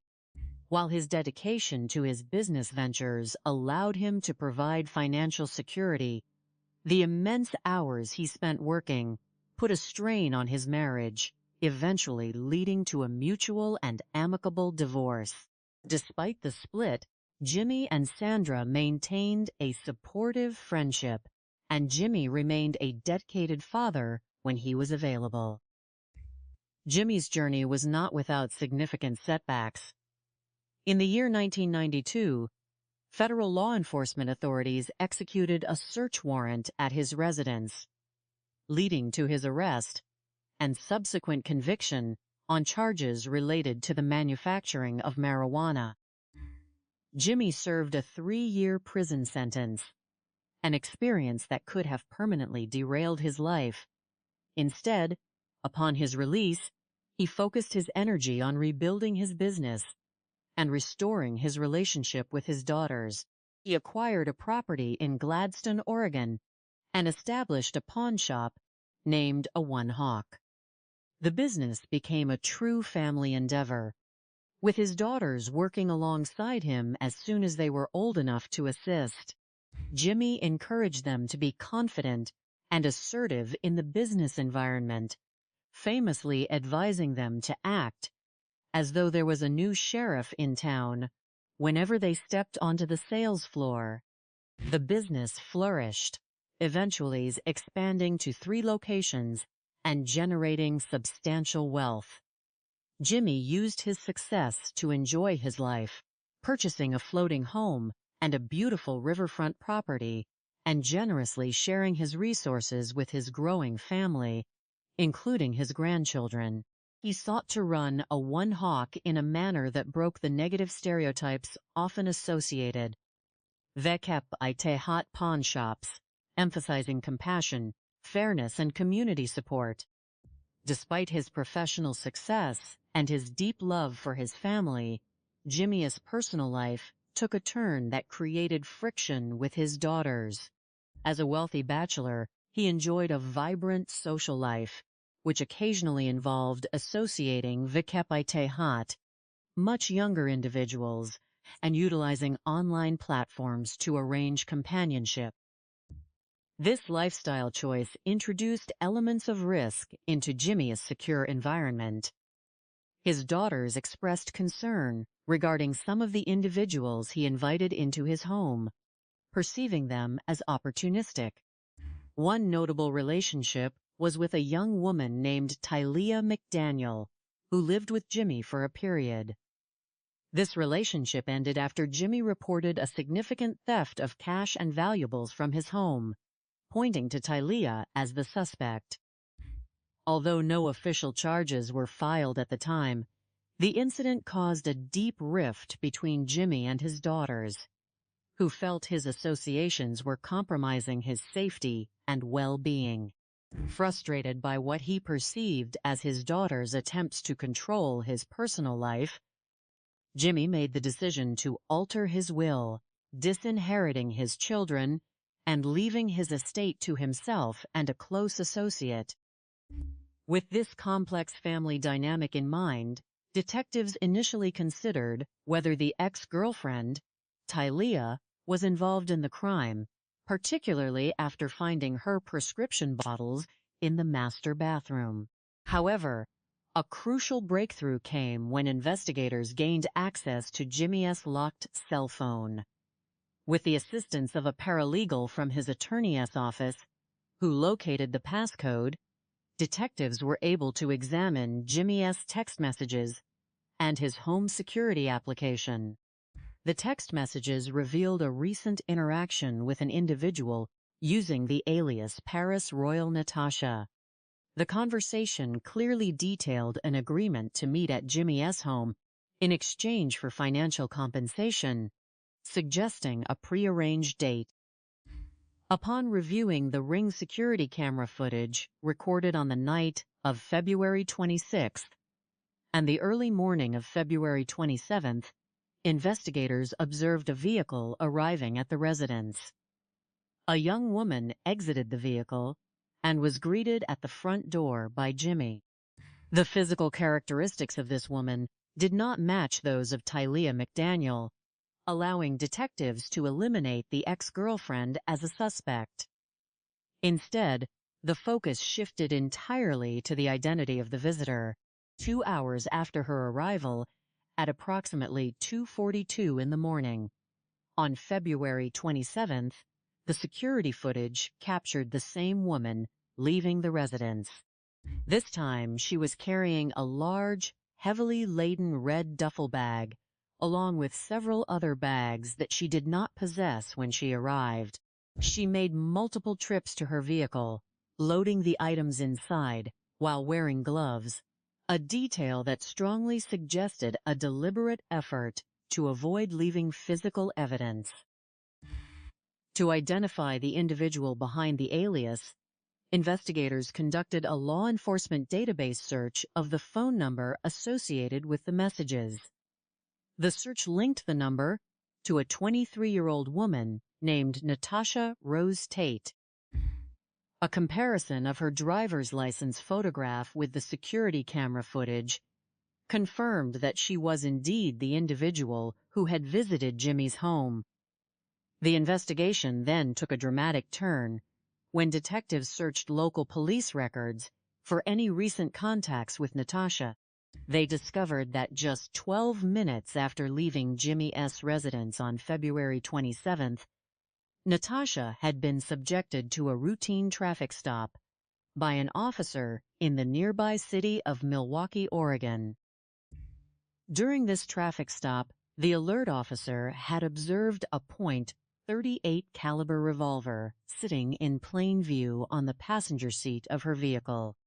When questioned, Natasha claimed she had taken the firearm from a friend, prompting the officer to seize the weapon as an illegal transfer and place it into evidence.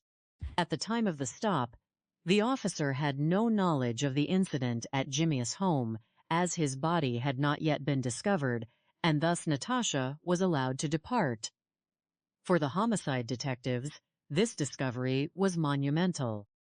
The medical examiner had recovered a .38 caliber projectile from the victim, and the seizure of a matching caliber weapon from the suspect immediately after she left the crime scene provided a direct ballistic link. The firearm was rushed to the forensic laboratory for comparison, while an arrest warrant was obtained for Natasha Rose Tate. The challenge then became locating the suspect, who had a significant head start. Detectives discovered that Natasha had discontinued using her known phone numbers and had abandoned her usual routines, including her employment at local entertainment venues. Turning to social media, investigators analyzed her public and private accounts, discovering messages that painted a picture of premeditation. In the days leading up to the crime, Natasha had actively communicated with associates on social media, inquiring about obtaining a firearm and inviting others to join her in what she referred to as a big score, or a lick, slang terms for a planned robbery. These communications indicated that the incident was not a sudden dispute, but rather a calculated attempt to target a wealthy individual for financial gain. To trace her movements, detectives enlisted the assistance of the United States Marshals Service and contacted Natasha's family members, including her mother, Teresa Tate. Teresa provided a poignant account of her daughter's difficult upbringing, noting that Natasha struggled vekepte, hot basic literacy, and had been introduced to exploitation at a young age. Despite Teresa's repeated efforts to guide her daughter toward a stable life, Natasha had remained active in transient and high-risk environments across several states, including California, Minnesota, Nevada, Florida, and New York. Teresa expressed a deep desire for her daughter's safety and ultimately agreed to assist the authorities, believing that turning herself in was the best path forward for Natasha. A breakthrough occurred on April 7, 2021, when investigators learned that a Mercedes registered to Natasha had been towed in Portland, Oregon. When a woman named Monique attempted to retrieve the vehicle from the impound lot, detectives intervened and interviewed her. Monique revealed that she was a friend of Natasha's and had recently purchased the vehicle from her. She added that she had driven Natasha to a bus terminal on March 11th, and that Natasha had subsequently contacted her from Florida, expressing a desperate need to stay on the move.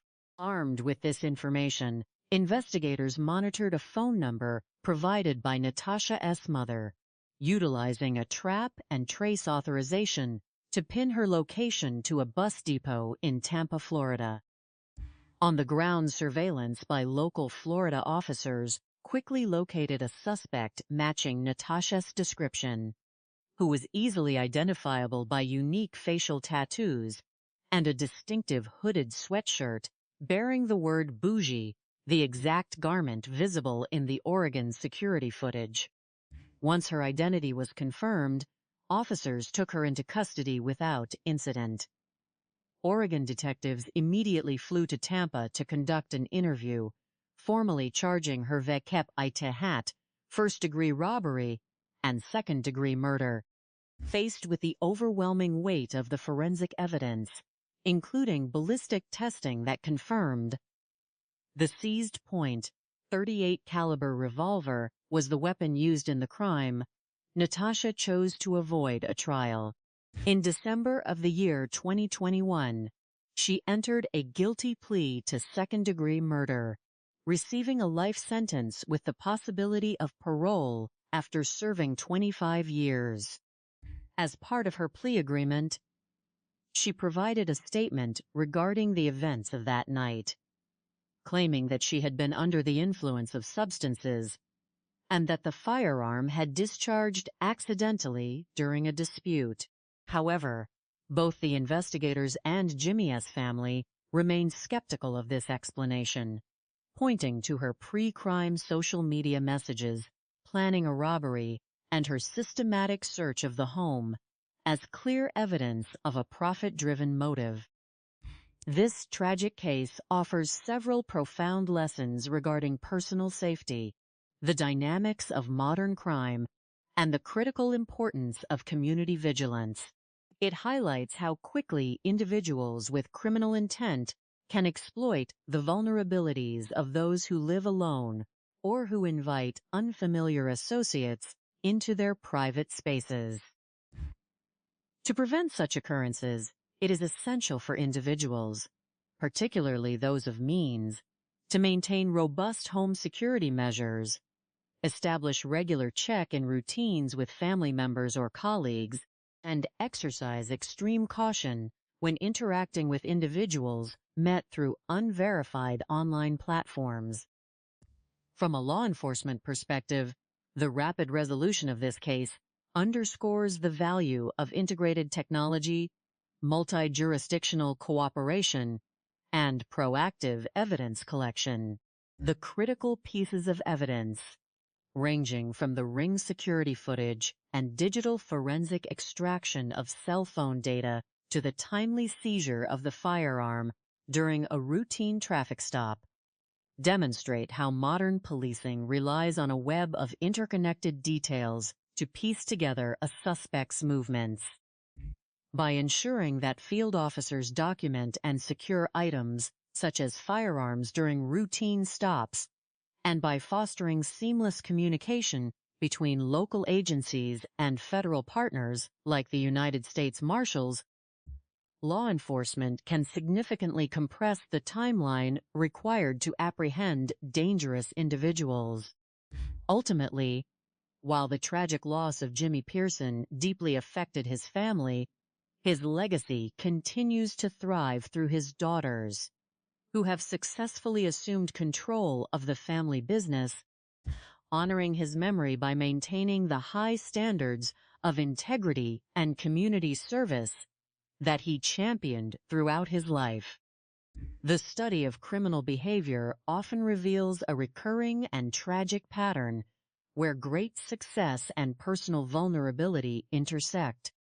In the realm of criminology, wealthy entrepreneurs who lead private, somewhat isolated lives frequently become targets for predatory individuals who seek shortcuts to material wealth. The motivation behind these crimes is almost always rooted in deep-seated greed, combined with a false belief that one can exploit another person and escape without consequence. The perpetrators in these cases often look for individuals who have significant assets, private residences with some degree of seclusion, and lifestyles that allow for discreet personal meetings. This dynamic is especially common in situations where a successful individual, perhaps seeking companionship or experiencing a period of personal transition, opens their home to someone they do not know well. The tragedy of these occurrences lies not just in the loss of life, but in the calculated betrayal that takes place inside a space that should be a sanctuary. When analyzing why these cases happen with such unfortunate frequency, it is clear that the illusion of easy money acts as a powerful driver for individuals who lack a moral compass or who have been marginalized by difficult life circumstances. They mistakenly believe that by removing the property owner, they can simply carry away years of hard work in a single night. However, what these criminals consistently fail to realize is that modern investigations are built upon an intricate web of digital, forensic, and behavioral clues that are nearly impossible to evade. The investigation into the tragic loss of Jimmy Pearson serves as a profound example of how meticulous law enforcement work, combined with modern technology, can dismantle even the most calculated criminal plans.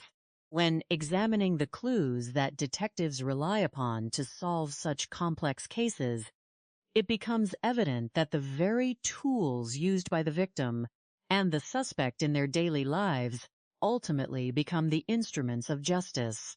In this case, the police relied heavily on digital forensics, beginning with the victim's mobile phone and home security systems.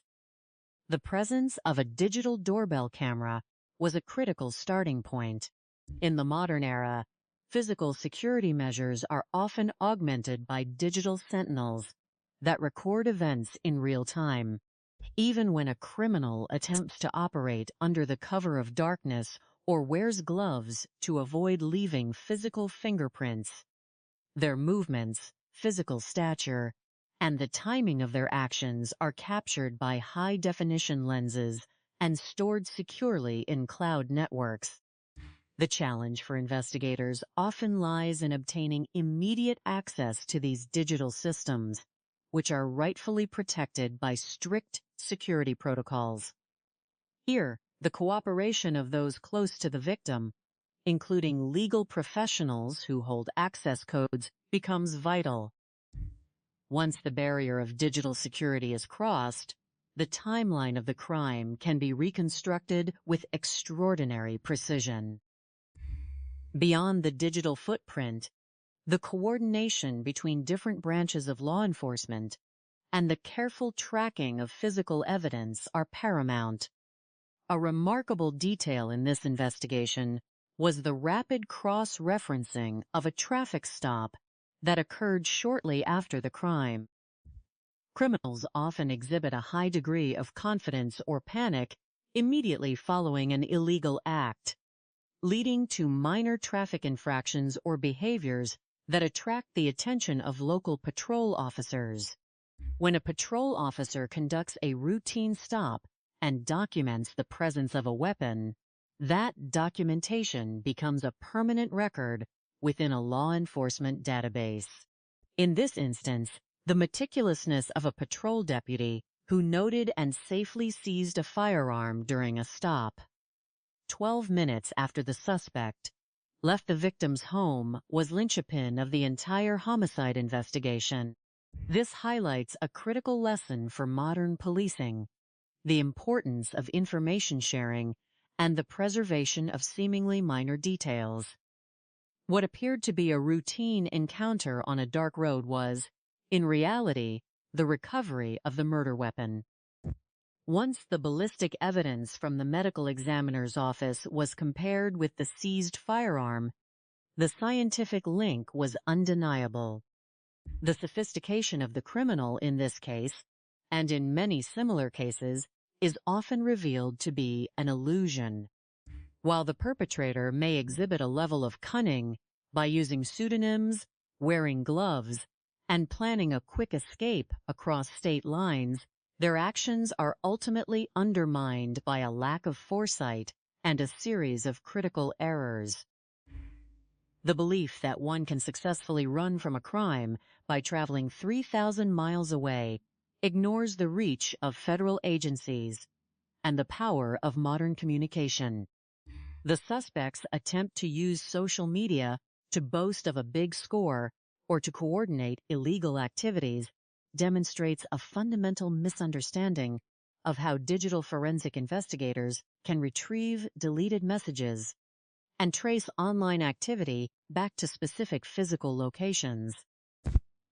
Furthermore, the decision to flee to a distant state like Florida, thinking that the distance would provide safety, was quickly thwarted by the collaborative efforts of local detectives, the United States Marshals Service, and regional police departments.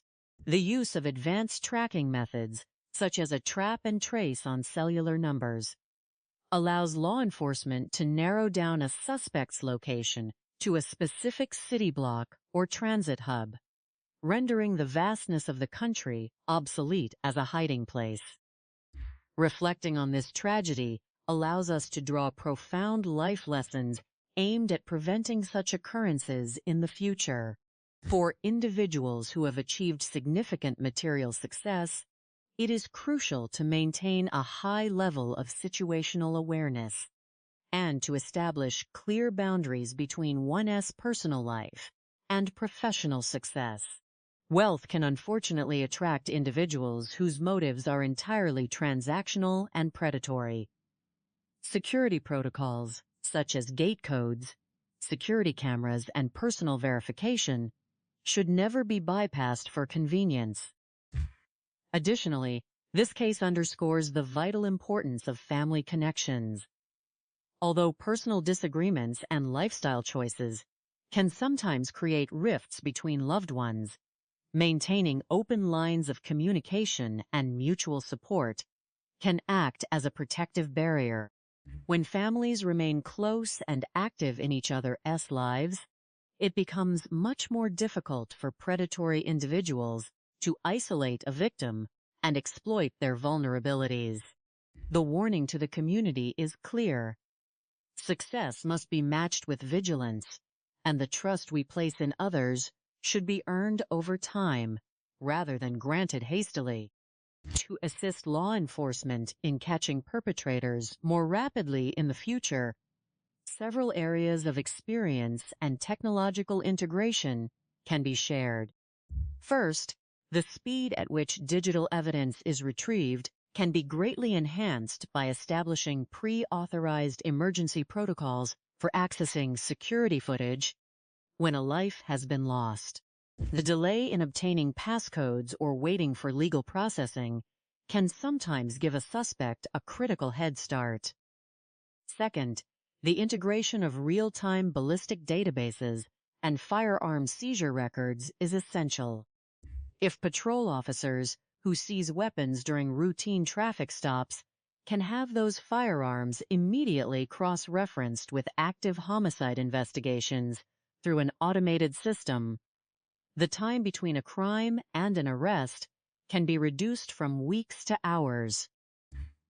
Finally, the role of community trust and family cooperation cannot be overstated. In this case, the willingness of the suspect's mother to cooperate with law enforcement, despite the immense personal pain it caused, was a decisive factor in bringing a dangerous individual to justice. By fostering strong relationships between police forces and the communities they serve, investigators can obtain the vital tips and personal insights needed to resolve cases before the trail goes cold. To fully understand the depth of this case, we must look back to the serene setting where it all began, along the quiet banks of the Willamette River in Clackamas County, Oregon. On the morning of March 3, 2021, the peaceful atmosphere of an upscale neighborhood was shattered when a call was placed to the local emergency dispatch center. At precisely 11:28 in the morning, a voice on the line reported a grim discovery inside a large, beautiful waterfront home. The caller was Tony Morell, a longtime friend and dedicated employee of 62-year-old Jimmy Pearson.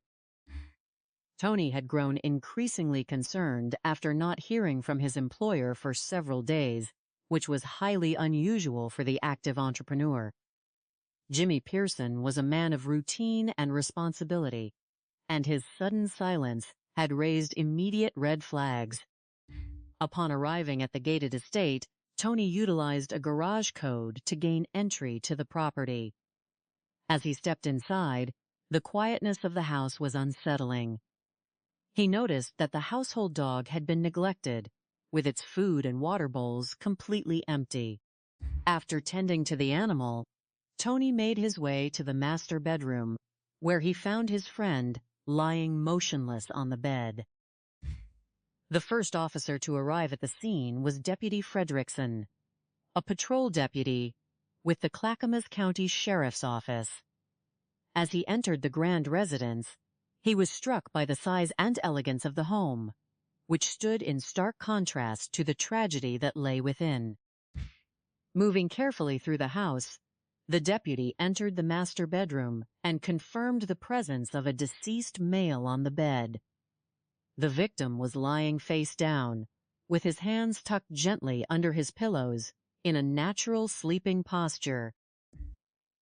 There was a significant amount of blood surrounding the head area, but there were no obvious signs of a physical struggle in the immediate vicinity. The bed sheets were relatively undisturbed, suggesting that the victim had not seen the threat coming and had likely been attacked while asleep or completely off guard. On a nearby nightstand, Deputy Fredrickson located a wallet containing an identification card that confirmed the deceased was indeed the homeowner, Jimmy Pearson. In an effort to determine if a firearm was present or if the injury was self-inflicted, the deputy carefully moved one of the pillows, but no weapon was found. The lack of a firearm quickly ruled out any possibility of self-harm, pointing instead to a deliberate act of violence.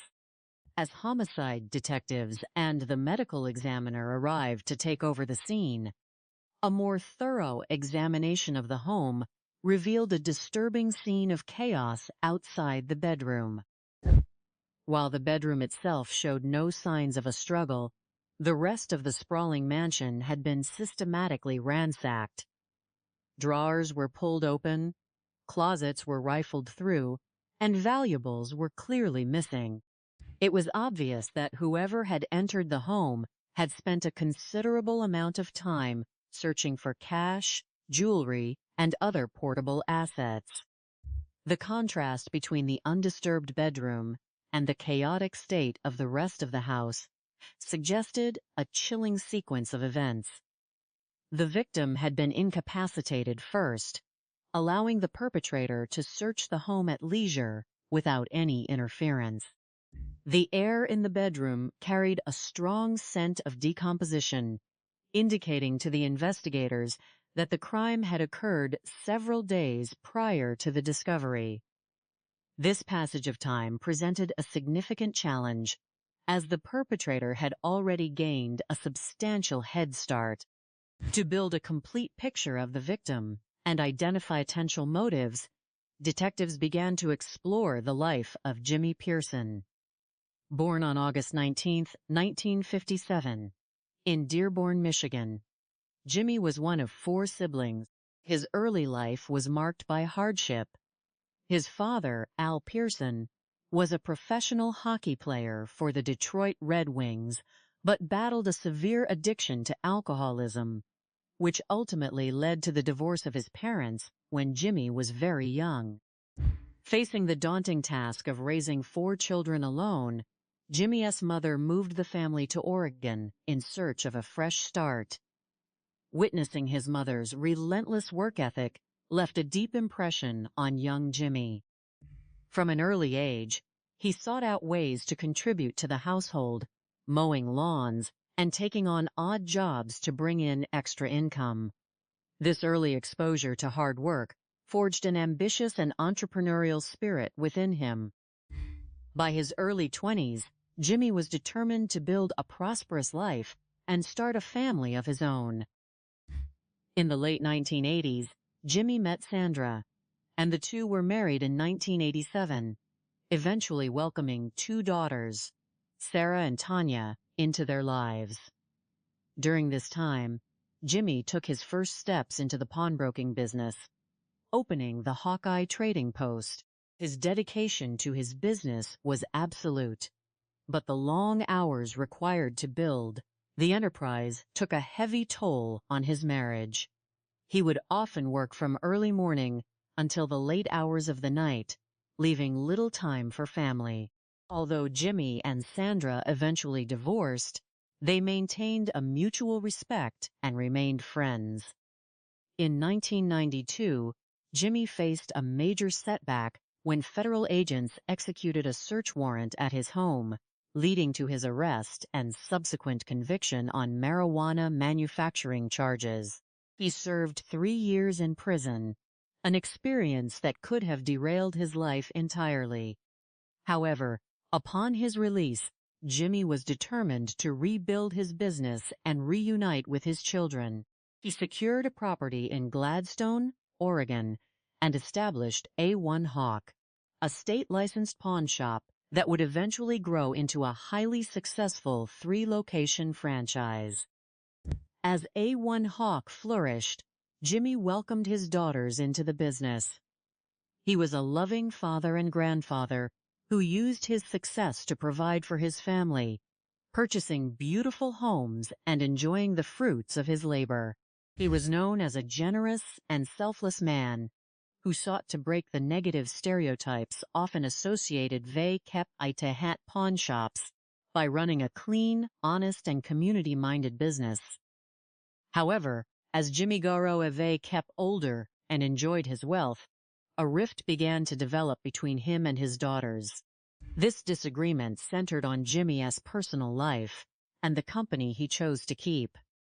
His daughters grew concerned about the younger women their father was dating, whom they felt were drawn to him solely because of his wealth.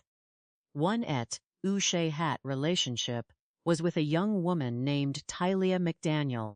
The relationship was highly contentious and ended after Jimmy reported a major burglary at his home, suspecting that she had taken a large amount of cash and valuables.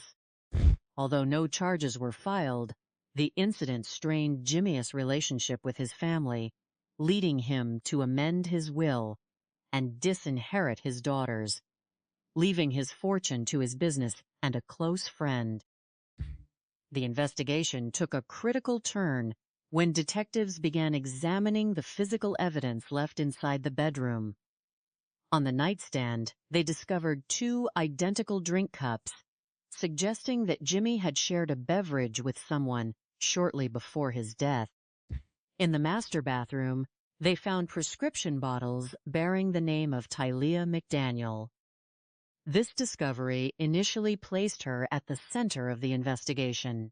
However, when detectives finally bypassed the passcode on Jimmy's mobile phone, thanks to assistance from his estate attorney's paralegal, they gained access to the home's digital security system. The Ring camera footage from the front door provided a clear, undeniable record of the night of the crime. The footage showed a vehicle arriving at the residence and a young woman exiting the car and walking to the front door.